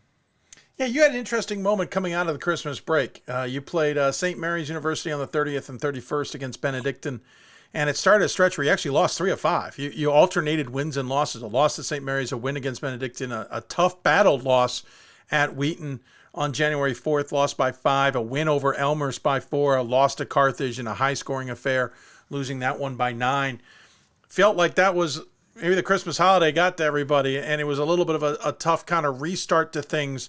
What impressed me is that you then rolled off 5 straight wins. After that, you've won 6 of 7 since that, and you hinted at it, you talked about it, recovering and ignoring those things. But listen, that alternating of wins and losses, that can continue in perpetuity. That is not an easy hole to get out of, because you win one, you're like, good, we figured it out. You lose one, you're like, shoot, we didn't. And you can easily go into a hole that way.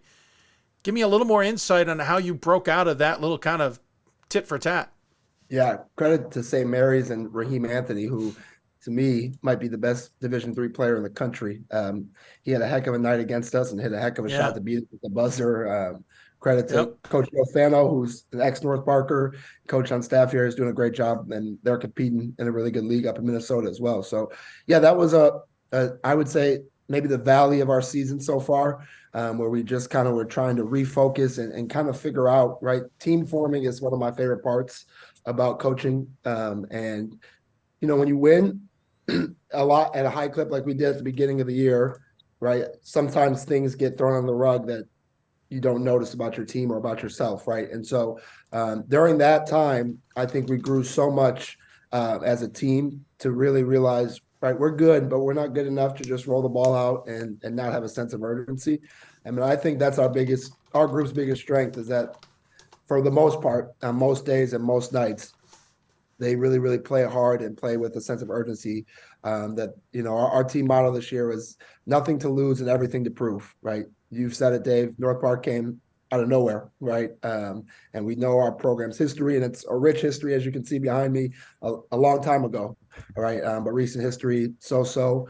And so we knew going into the year that we want to play with a sense of urgency. We want to prove to people that North Park basketball is something to be reckoned with, and our guys have really bought into that. So when our guys just refuse to allow adversity and losses to define us, and again, that's credit to their mindset and the work that they've put in to continue to do that.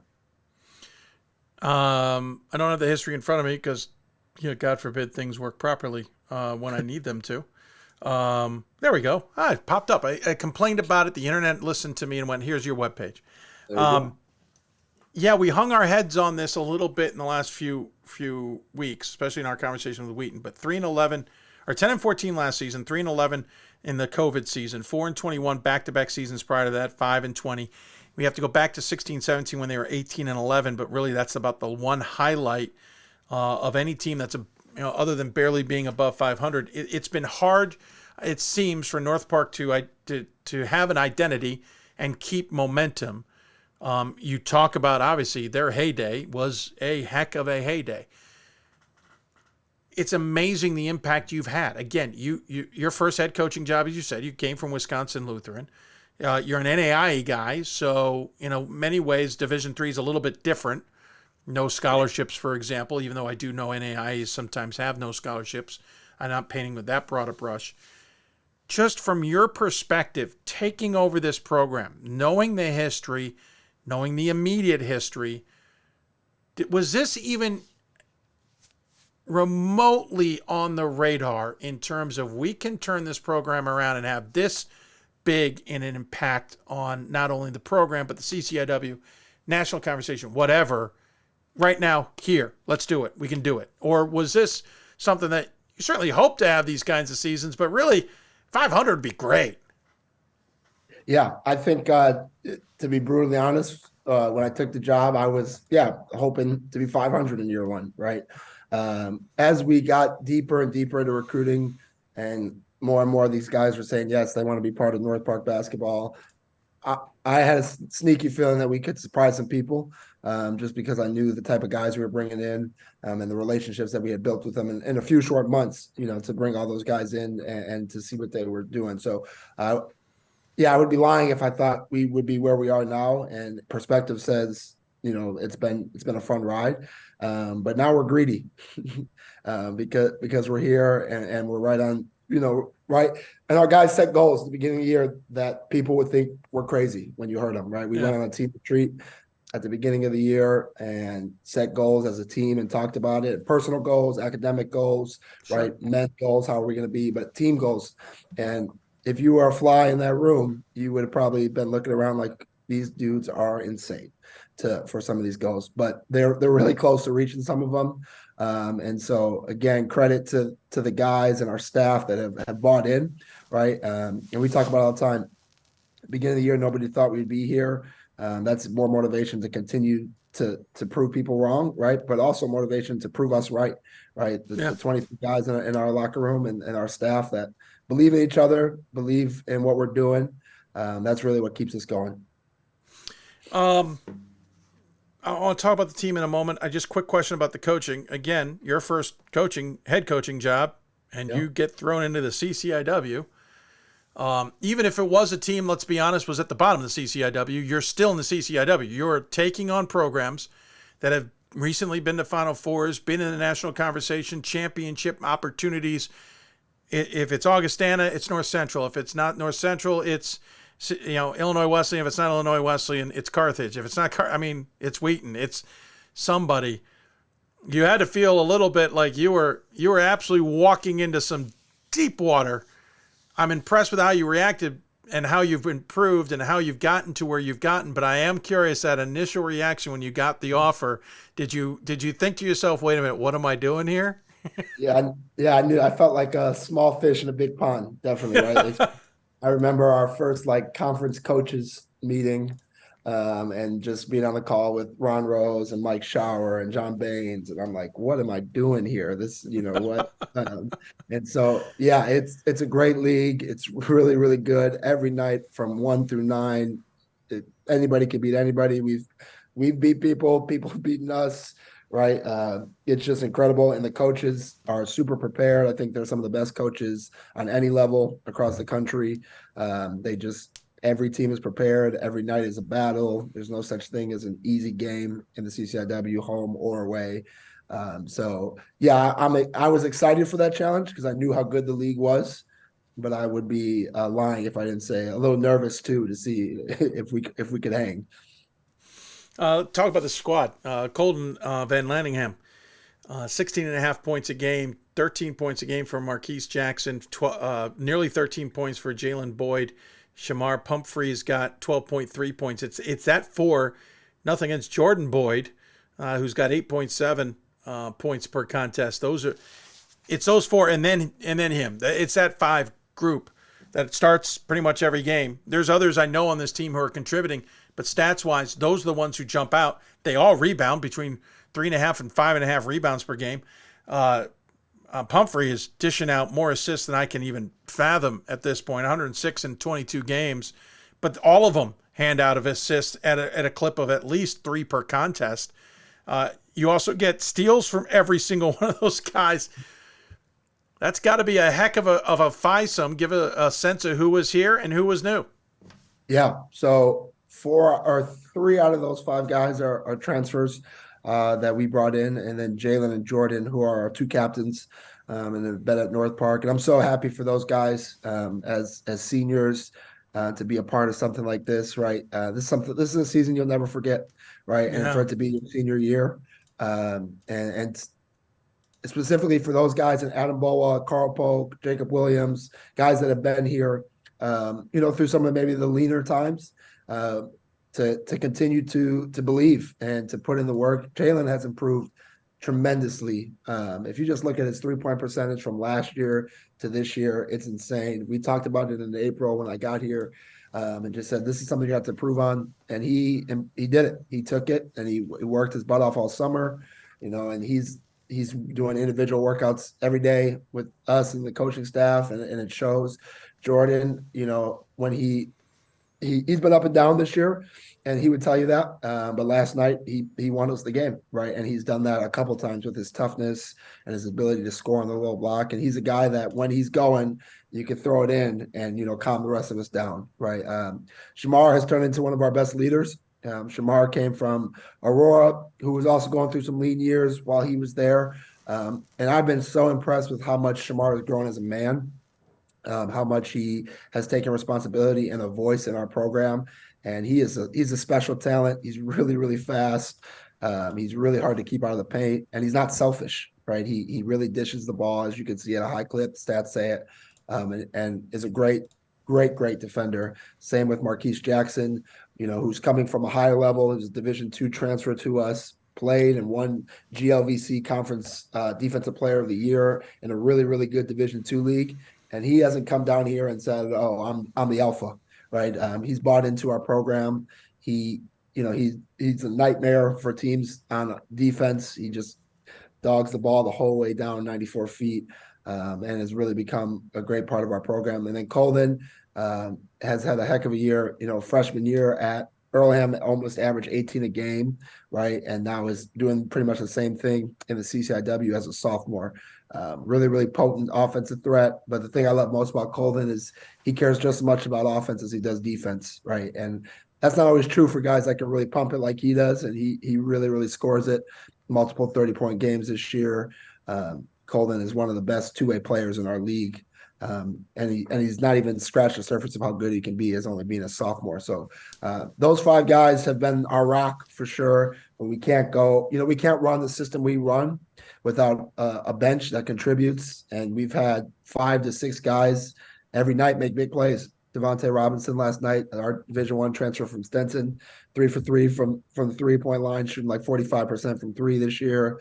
Lance Nelson, a freshman from Madison, is doing a great job and just playing his role. Carl Polk and Adam Boa, who are also returning guys, and our backup 4 or 5 guys that just play so hard every night. Preston Bax, a freshman or a transfer from Houghton. These guys have really bought in. It's really cool to see how close they've gotten in the limited amount of time they've spent together. I think when you watch us, you wouldn't think that we've only been together for a year. No, I think that is what I think is most interesting about it for sure. I got to let you go, but I do want to ask about the conference race the rest of the way. You got 3 games left. Wheaton has 2. You have a game and a half behind them. You've split with them, so obviously tying them would throw in all the other possibilities in terms of tiebreakers. Is there a chance you guys can pull this off? Maybe get this tournament to come through North Park, which, I mean, you're already into the tournament and you're probably already guaranteed at least a home game, but how cool would it be to make sure things are going to come through, a little place off Foster Avenue?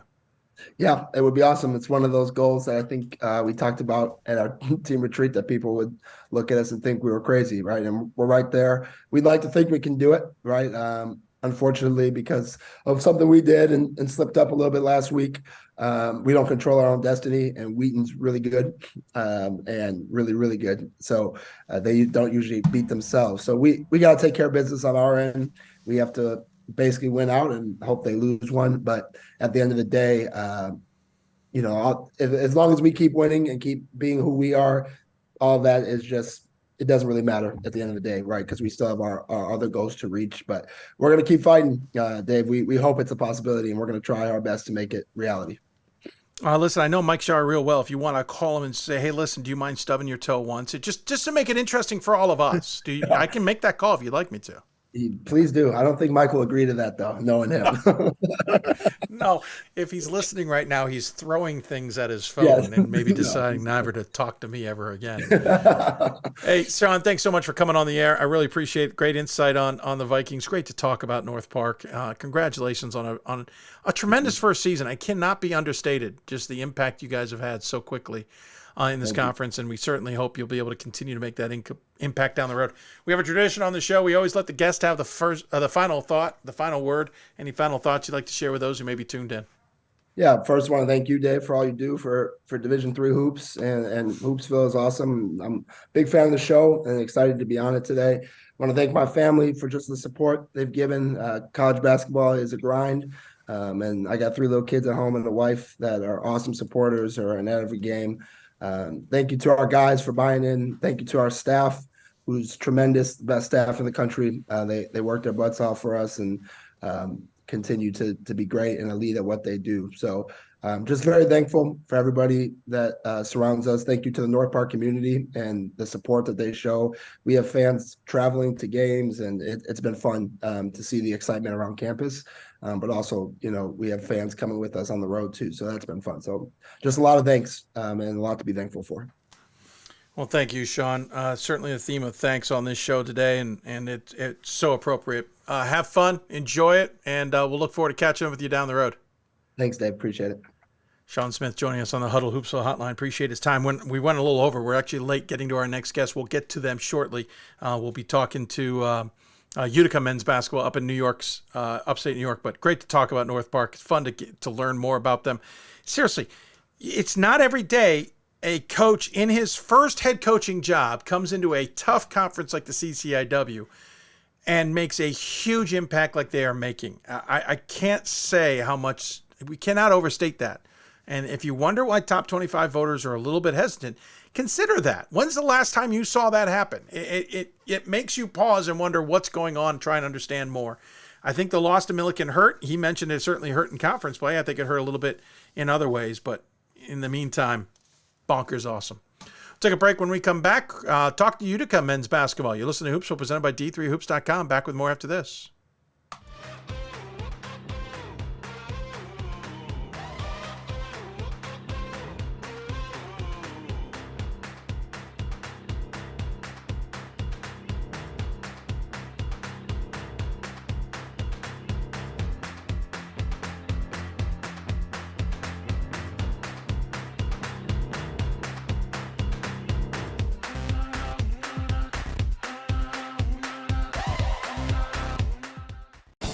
These are your teams, your players, your community of fans. This is where they play, where they practice, where you cheer. At every meet, every event, every game. Your community is passionate, dedicated, supportive. You know the tension of a close game and the thrill of the win.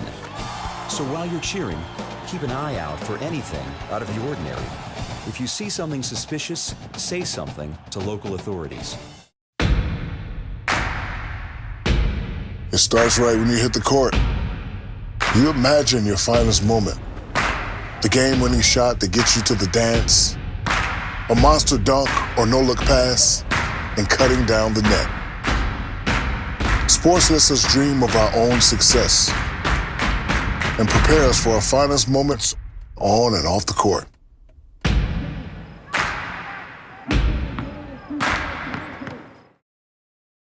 We've got more schools than Division I, more fans than Division II, and more upsets than March Madness. There's 800 programs with over 11,000 games leading to 2 national championships. And we've been covering it all for over a decade. From Eastern to Occidental, from Puget Sound to Piedmont, from Southwestern to the University of New England, and from Hope to Calvin. Nobody covers Division III basketball like we do. We're at d3hoops.com at www.d3hoops.com. It's on us to stop sexual assault. In any way that we can. To get a friend home safe. To never blame the victim. It's on us. To stand up. To make our community safe for all. It's on us. It's on us to look out for each other at parties. It's on us. To be more than just a bystander. To step up and say something. It's on us. All of us. To stop sexual assault. Learn how and take the pledge at itsonus.org.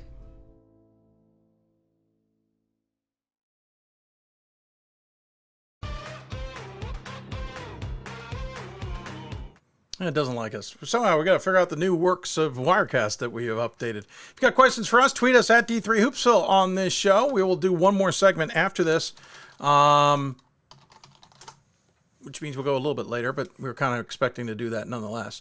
But hopefully you'll join us and chat. And we certainly look forward to doing that. You can email us.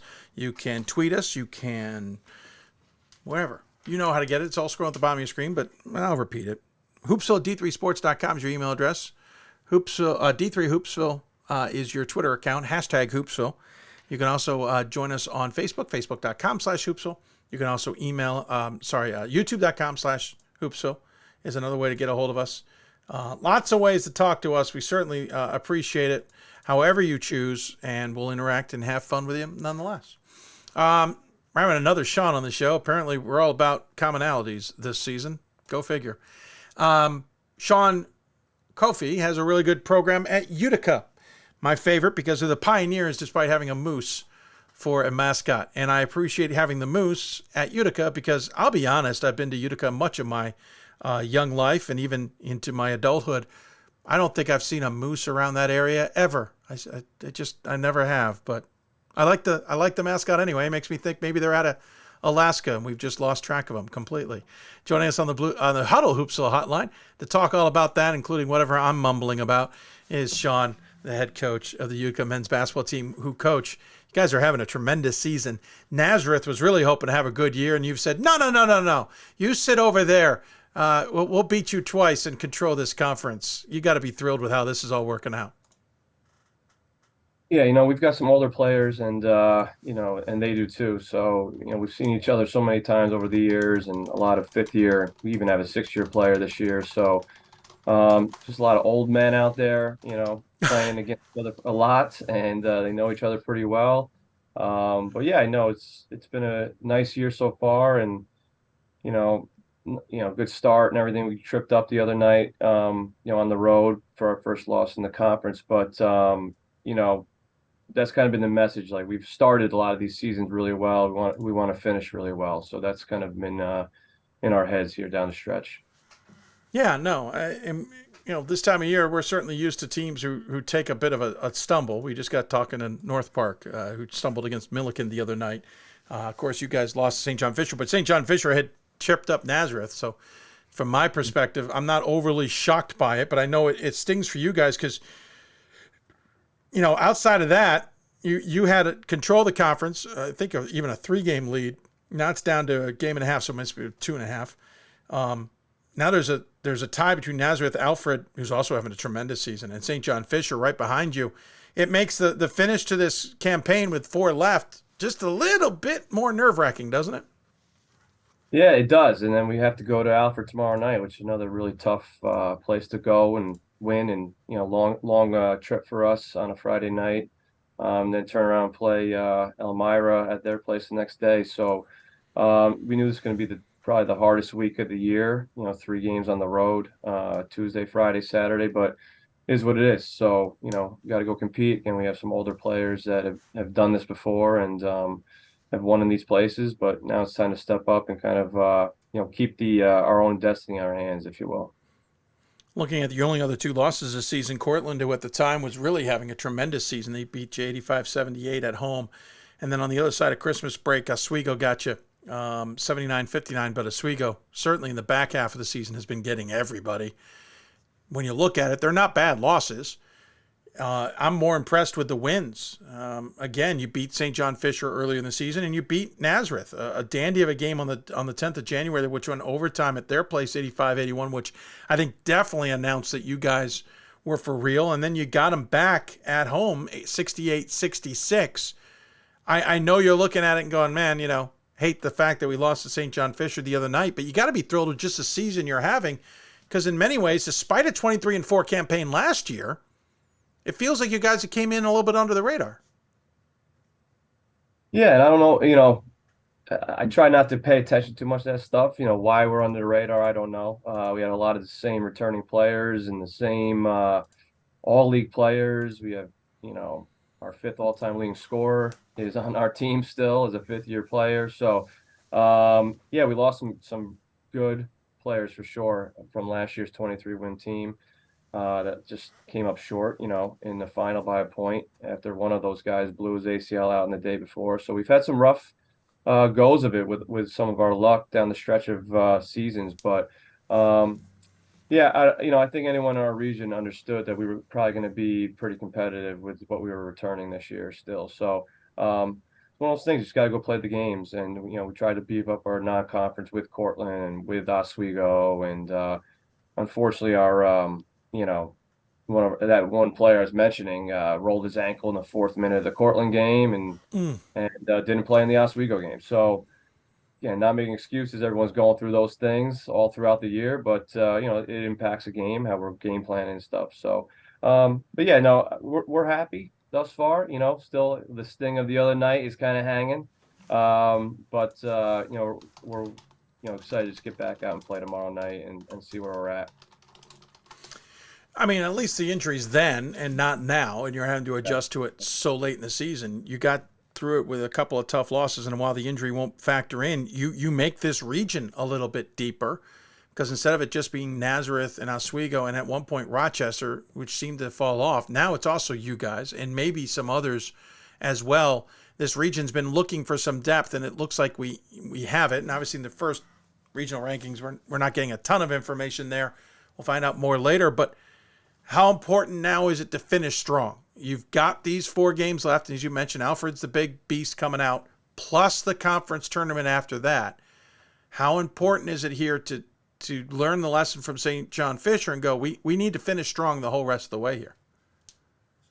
I mean, I think it's everything right now, we have to bounce back. We haven't lost in a while. I think we had won 11 in a row up until the other night. So, but again, we have older, more mature guys. They've been in the ups and downs of these things. They've won a ton of games. I think we're 51 of our last 60 games with these kids, but yet to play an NCAA game because of a pandemic and then kind of, being the odd man out last year. And again, with that finals lost by a point. So everything just kind of just short for these guys. And so again, it's all in their hands right now. We got to bounce back and then just, take care of business. But they put themselves in the position to do so with what they've done thus far. So this is February basketball now in Division III.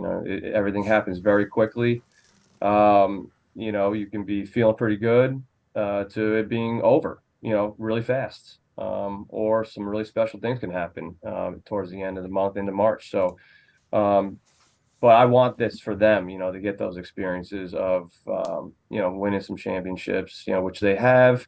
But again, there's been something that's always kind of been in the way of, following through to an NCAA tournament. So that's on our mind, but we know it's really a game by game thing, throwing some coach speak out there, but, but it's true. We got to get to the next one and bounce back a little bit and doing it in a really hostile place, and then take care of the ones that we should, down the stretch here. Got 4 guys in double figures with Justin Brantley leading the way at 17 points a game, and he's nearly at double-double at 8.3 rebounds a contest as well. Thomas Morial, Darius Hopkins, and Dayon Thompson also in double figures, 14.5, 12.5, 11+, respectively. And that's nothing against the rest of the guys. There's others who are certainly finding ways to contribute, and certainly whether it's rebounding or scoring their fair share of points or distributing the ball, those 4 jump out on the stat sheet. Give me a sense of them and how the rest of the team is clicking around them. Mm-hmm. Yeah, Justice was a guy that came in. He's a true senior, but he's been, because of COVID and some other things, an injury that he suffered going into last season. He's kind of had to wait his turn a bit, and then he's really changed his body in the off season. He's already very good player beforehand, but has some very good players in front of him. He's a big, strong kid, and these are great experiences for him now that has a chance to really go and showcase his abilities with some more opportunity. And then Darius, he's been around forever. I know the league is scared to death of him, as far as his scoring ability, and he's the one who's he's about 1,400 points into his career now, and Tommy. He's been a first team player multiple times. He was a rookie of the year a few years ago, another true senior. And, he's just super consistent. He's Tommy, 4.0 student, just does everything right. And then you mentioned Dayon. He was a tremendous freshman. He'll be in the running for rookie of the year, and he's doing all that off the bench for us. Kind of in a point guard role, and just kind of a spark with scoring. And he's just ultra talented, with a really, really bright future ahead of him. And this is amongst these other guys that we asked to do a whole lot of other things, from Avery to Griffin, what those guys do as far as assisting and, defensively, what we asked them to do as far as in different areas of the floor against bigs, or just heating the ball up with Griffin. Tremendous athlete. So to go along with some other guys, some other depth players that can, come in and, have a day for us when we're not playing so great with those first 4 or 5 guys. You'll play 7 players pretty much in every game. You'll play 10 in about 2/3 of your games. So there's times you're a little bit shorter on that bench. There's times you're a little bit deeper. Is this a time of year where you got to focus about being a little bit deeper to make sure guys are well rested or not beat up too much as you head into conference tournament action and hopefully position yourself for March? Absolutely. I think our top 8 is just really, really talented. You can even go as far as 9 and 10, like you mentioned. And a lot of it's matchups, whether we're going to play, like Alfred's a much bigger team than most in our league. So, but we have the depth and the versatility off the bench to guard that. And then it's the same thing with the smaller, dribble drive type of teams where they're playing smaller 1 through 4, maybe without really a traditional big all the time. So, and then we match up pretty well with that, in different ways. So that's more of our job, just to try to game plan around what we have. And we've done a pretty good job, I think, in recruiting so that we can be pretty versatile as far as how we can match up with people and really how people are going to struggle to match up with us. Just the versatility, not only with lineups, but just how they are individually as players and their skill sets and the areas of the floor that they're effective and what they can guard themselves, individually. So, and that's, I think that's Division III for a long time said that, the Warriors made it popular with small ball and all that stuff, but that's been Division III forever. So, so just, so absolutely we'll go a little deeper now, especially in a 3-game week. And we got to get some guys, some rest as we kind of get down the stretch here, but a lot of times it's the matchups or the schedule dictates, as far as how deep we're going to go. Obviously, you want to be successful. You certainly want to drive the ship as well as you can into postseason and position yourself for the future. But I'm kind of curious, do we know what the future is? You know, we've been talking for almost a year now that Utica is supposedly considering moving on to Division II, with taking ice hockey on to Division I as one would. But, you know, we haven't heard it yet. And you're not the only one. There's others. Do you guys even understand the landscape that's in front of you? That a D2 move is this year, or a D2 moves next year, or a D2 move's not coming at all now? Mm-hmm. What's the situation like, and how's that impacting how you guys move forward with the program? Yeah, you know, there's not too much I can comment on that, to be honest, right now, because I honestly don't know a whole lot. It's certainly out there, like you've mentioned. It's all I can really say is it's definitely not happening next year, if at all. So, you know, we're just gonna kind of roll with it. I think we're really kind of in the depth of, you know, the middle of this academic year, and it's, you know, sure there's people that are having conversations at, you know, much higher pay grade than me. So we'll figure that out as we go. But yeah, there certainly is a conversation that we have with, you know, when we're recruiting and stuff. It's not something we're hiding from necessarily. And to some, you know, potential recruits, it's an exciting thing to maybe play at a higher level. But, you know, I love Division III. That's kind of what I signed up for when I came to Utica. That's what I was as a player myself. So I kind of have a little chip on my shoulder towards those other levels, because, you know, this is where I played as far as the level, and this is where I, you know, want to coach too. So, and this is so we put ourselves really fully into, and my family, into Division III basketball. So we'll see where it goes from here. But either way, you know, I think we have a really good thing going here. But I know a lot of people are anxious out there to know what we're doing, and so are we. So we'll see what happens.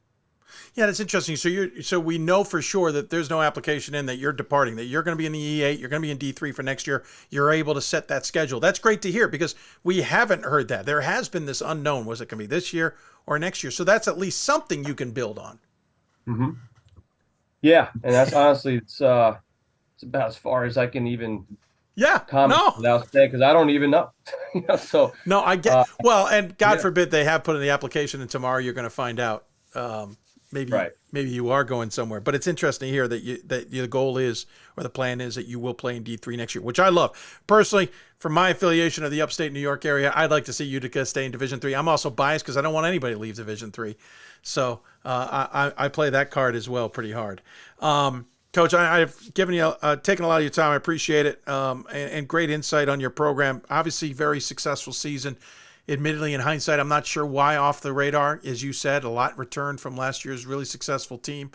I guess my only other question before we let you go, and the final word, is how are you building off of what last year was? Again, 23-4, you're 15-1 in conference play, but you didn't make the tournament. You lost to Nazareth in the conference tournament, and there was some debate on whether you should be, admittedly, whether you should be in the tournament. Are you guys still using that as a little bit of motivation to finish this campaign? No doubt. No doubt at all. So I know I think about it every day. So, you know, we're all pretty competitive people. Again, we've won 50-plus games in the last 3 years, and we did get the chance to play during COVID. We won our conference championship during that, first ever in our program's history, and then we tie set program record in wins last year, and fluke play where we lose a really good player a day before the final and lose by a point. So it's just, and then we get the strength of schedule stuff thrown at us and all that, which, you know, a lot of that's not in our control. So that's why we try to place even more better teams in our non-conference this past year, and the season we're in currently. So it's certainly on our minds. It's certainly a goal that we want to achieve, is to be in that tournament. And it's certainly what's driving us. But, you know, I think we got ahead of ourselves a little bit last year at times where, you know, we were having this great conference season, 15-1, and won our last 13 down the stretch to go into that, that semi and final.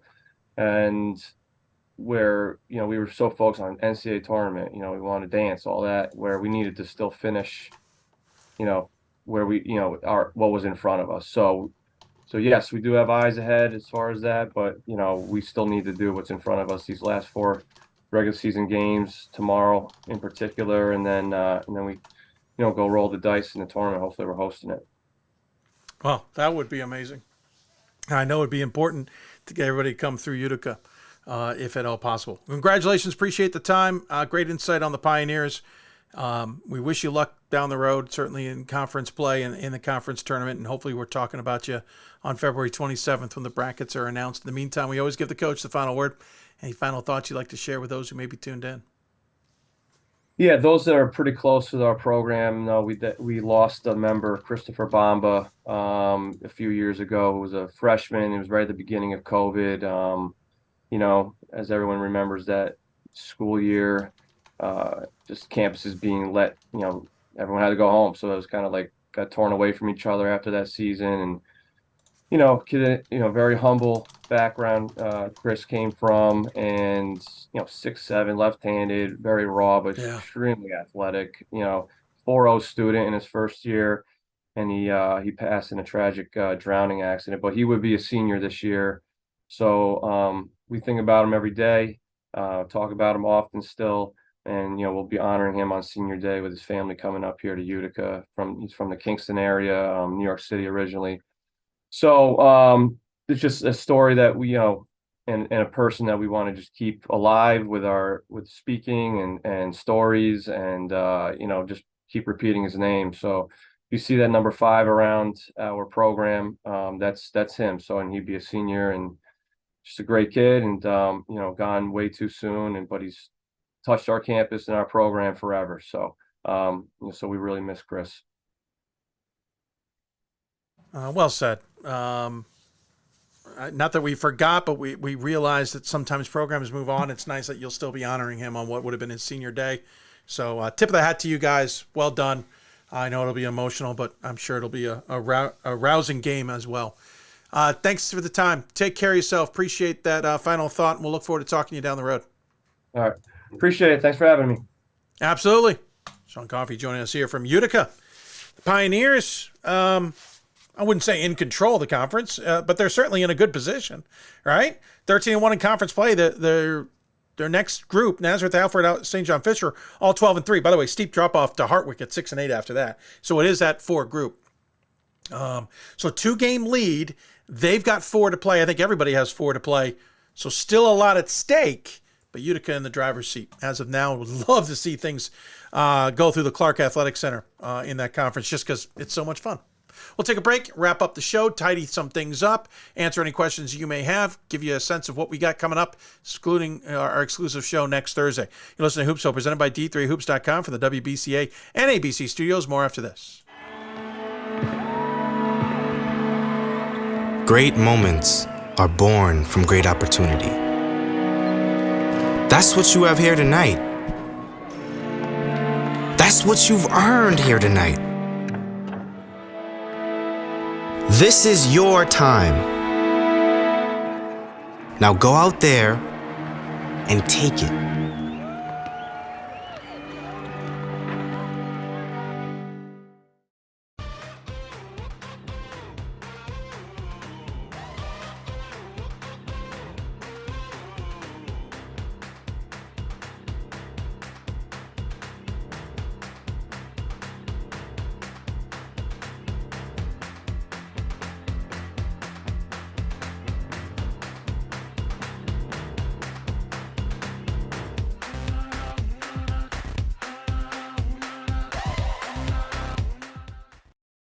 It's on us to stop sexual assault. In any way that we can. To get a friend home safe. To never blame the victim. It's on us. To stand up. To make our community safe for all. It's on us. It's on us to look out for each other at parties. It's on us. To be more than just a bystander. To step up and say something. It's on us. All of us. To stop sexual assault. Learn how and take the pledge at itsonus.org.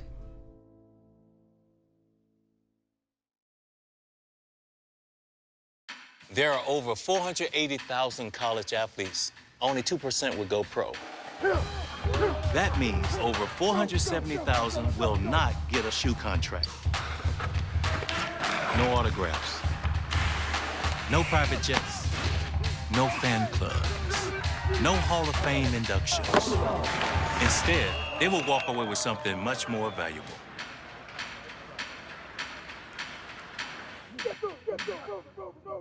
We've got more schools than Division I, more fans than Division II, and more upsets than March Madness. There's 800 programs with over 11,000 games leading to 2 national championships. And we've been covering it all for over a decade. From Eastern to Occidental, from Puget Sound to Piedmont, from Southwestern to the University of New England, and from Hope to Calvin. Nobody covers Division III basketball like we do. We're at d3hoops.com at www.d3hoops.com. Welcome back to Hoopsville, everybody. As we wrap things up, just putting a tweet out there. Look ahead, answer questions, look ahead, talk about fundraising, and buying merchandise. Lots to talk about here on the show. We appreciate everybody who has taken the time to join us today on this matinee. Just a reminder, so Monday's show, which is coming up, we will be at our normal time, 7 o'clock Eastern time. Next Thursday, which is the 16th, we'll also be on at 7. That's our exclusive Top 16s announcement with the 2 committees. We will talk about who would, if the tournament were to start that day, who would be seated in those top 16 spots, essentially. Ideally, who would be hosting. And we'll get an insight on which men's programs in those slots are likely to hit the road. Christopher Newport may be in that conversation. Well, probably will be in that conversation. There are others, though. I know we've talked about Wisconsin Oshkosh. I think at one time we talked about Rochester. I don't know if that's still the case. And some others. So that's going to be the first insight. And I will say this. If you are a program who ends up seeing your name in those top 16s and you have not put in paperwork to host the tournament and want to, then you've got 24 hours or less than to get it done, because the deadline is the 17th and the committees are not chasing schools. So we'll announce the top 16s between 7 and 9 o'clock on that night. And the deadline is probably end of business day the next day to get paperwork done. And we've known programs, A, who have been in those top 16s who have not hosted because they haven't gotten paperwork in. B, have not hosted because they only put in paperwork for one of the 2 weekends. C, have not been good hosts and have been bypassed. And I think that might happen possibly this season. So that top 16 is going to tell a lot. And if you are in a position to host and you want to, or you don't know anything about it, I suggest you start figuring it out. I do know of some schools that have been in the conversation that I think will be in that conversation or will be in the conversation to host, who apparently haven't put in paperwork. Now, I don't know the reasons why. I haven't jumped down that road, but we'll learn more. That is coming up on the 16th. Then the 20th, the following Monday, our schedule is to be on the show again at 7 o'clock. Just FYI, I'm taking a red eye back from Arizona the night before. I'm arriving about, 8 hours or so before that show back home, or roughly, depending on luggage, and returning from the airport. So it'll be a little sluggish, but we're putting a show together for that. And then the following Thursday, we'll be on the air at 7 o'clock. That's our final Thursday of the regular season, which will lead us into our Selection Sunday show the following Sunday, the 26th. We'll probably go on the air about 6 o'clock. That's usually when we go on, but we'll tweak with that and confirm it later. We'll mock select both women and then men to look at who we think's in the tournament based on the criteria as we understand it and the rankings as we glean them, etc. Then the brackets are announced on Monday, and we've confirmed that I'll be co-hosting that once again. Looking forward to that. Followed by then a bracket special Monday night, the 27th at 7 o'clock. Did you get all that? We'll put a graphic together and tweet that out. But 7 o'clock coming up on Monday, 7 o'clock next Thursday with the exclusive top 16s, 7 o'clock the following Monday and the following Thursday. Sunday the 26th, probably around 6 p.m. for our mock selections, followed by a bracket special on the 27th, and then we're all focused on March Madness from there. A reminder about fundraising. We are doing our fundraiser via GiveButter and via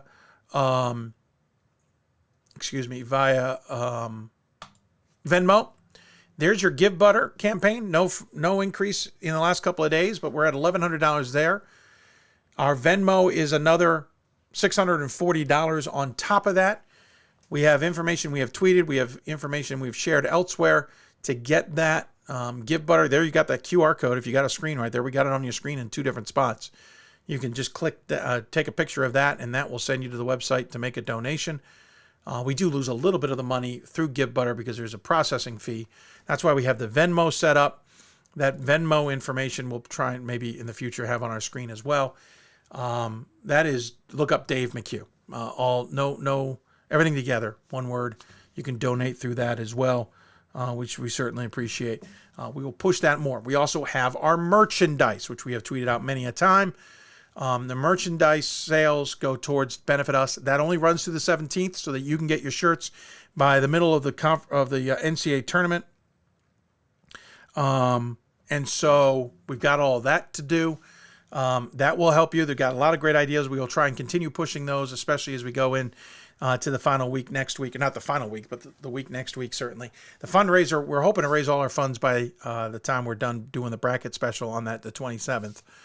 So we don't have to focus about it in March. So there you go. We're also having conversations with some advertisers and sponsors. If you would like to advertise or sponsor on this show, especially with those big shows coming up, contact us. You can email us, hoopsville@d3sports.com, or my personal account. We'll certainly talk about advertising and sponsor on shows that are reach out to thousands of people live and on demand. We can talk about that and put you into the system, and would love to welcome you on board. So if you are advertising or you're a sponsor or you want to invest or partner with us in some capacity, lots of ways you can do that, and we would hope you could jump on board with that. So there you go. That's that. Big games coming up this weekend. Obviously, a lot to talk about. By the way, we had another crazy finish in Division III that we got shared between Olivet and Kalamazoo. I'm just taking a quick look at it myself because I didn't get a chance to see it. There it is. We'll call it up on the big screen here. Actually, let me move it to a screen I already have preset to make it a little bit easier for everybody.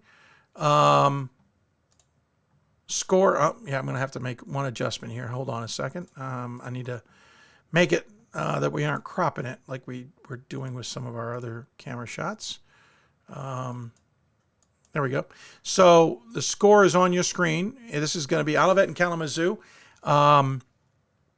Looks like Kalamazoo is down 2 to Olivet on the free throw line with 2.6 seconds left. The audio is muted because I haven't been able to listen to it.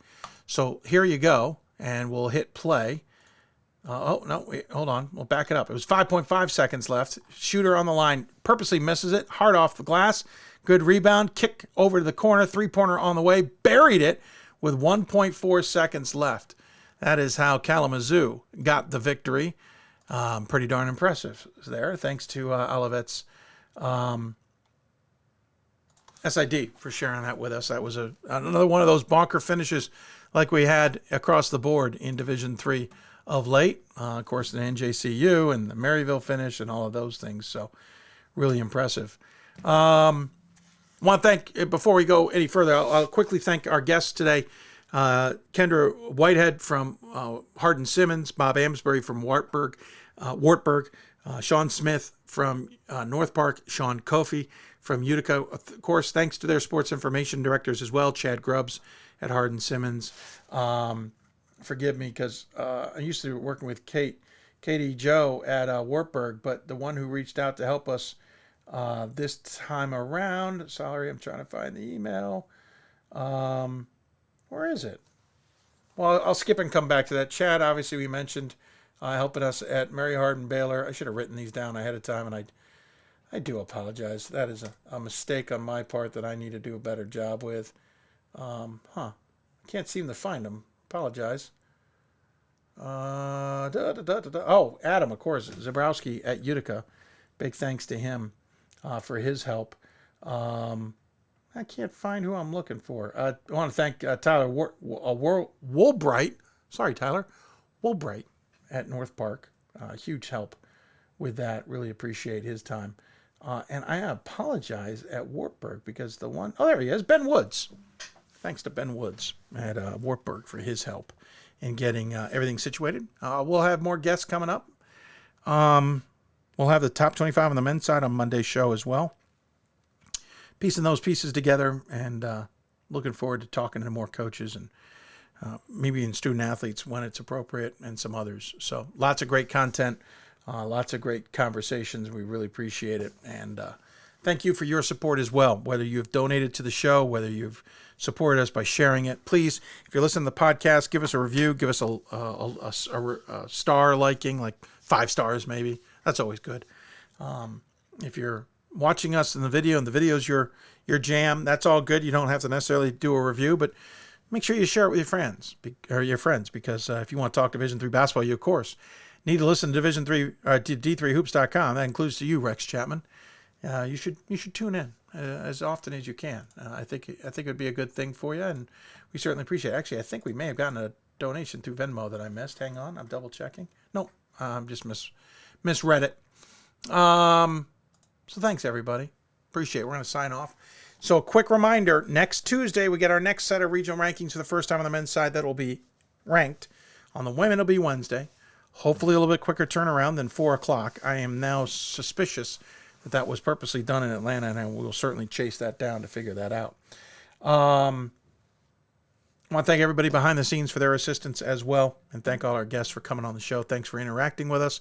Reminder, if you have questions, even when we're off air, you can email us, hoopsville at d3sports.com. You can also tweet us at D3Hoopsville or hashtag Hoopsville.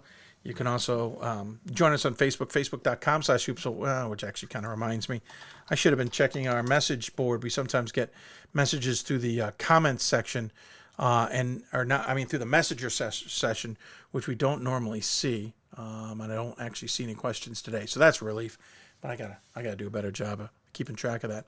But otherwise, thank you everybody for tuning in, and we'll look forward to having you back on Monday's show. You're listening to Hoopsville.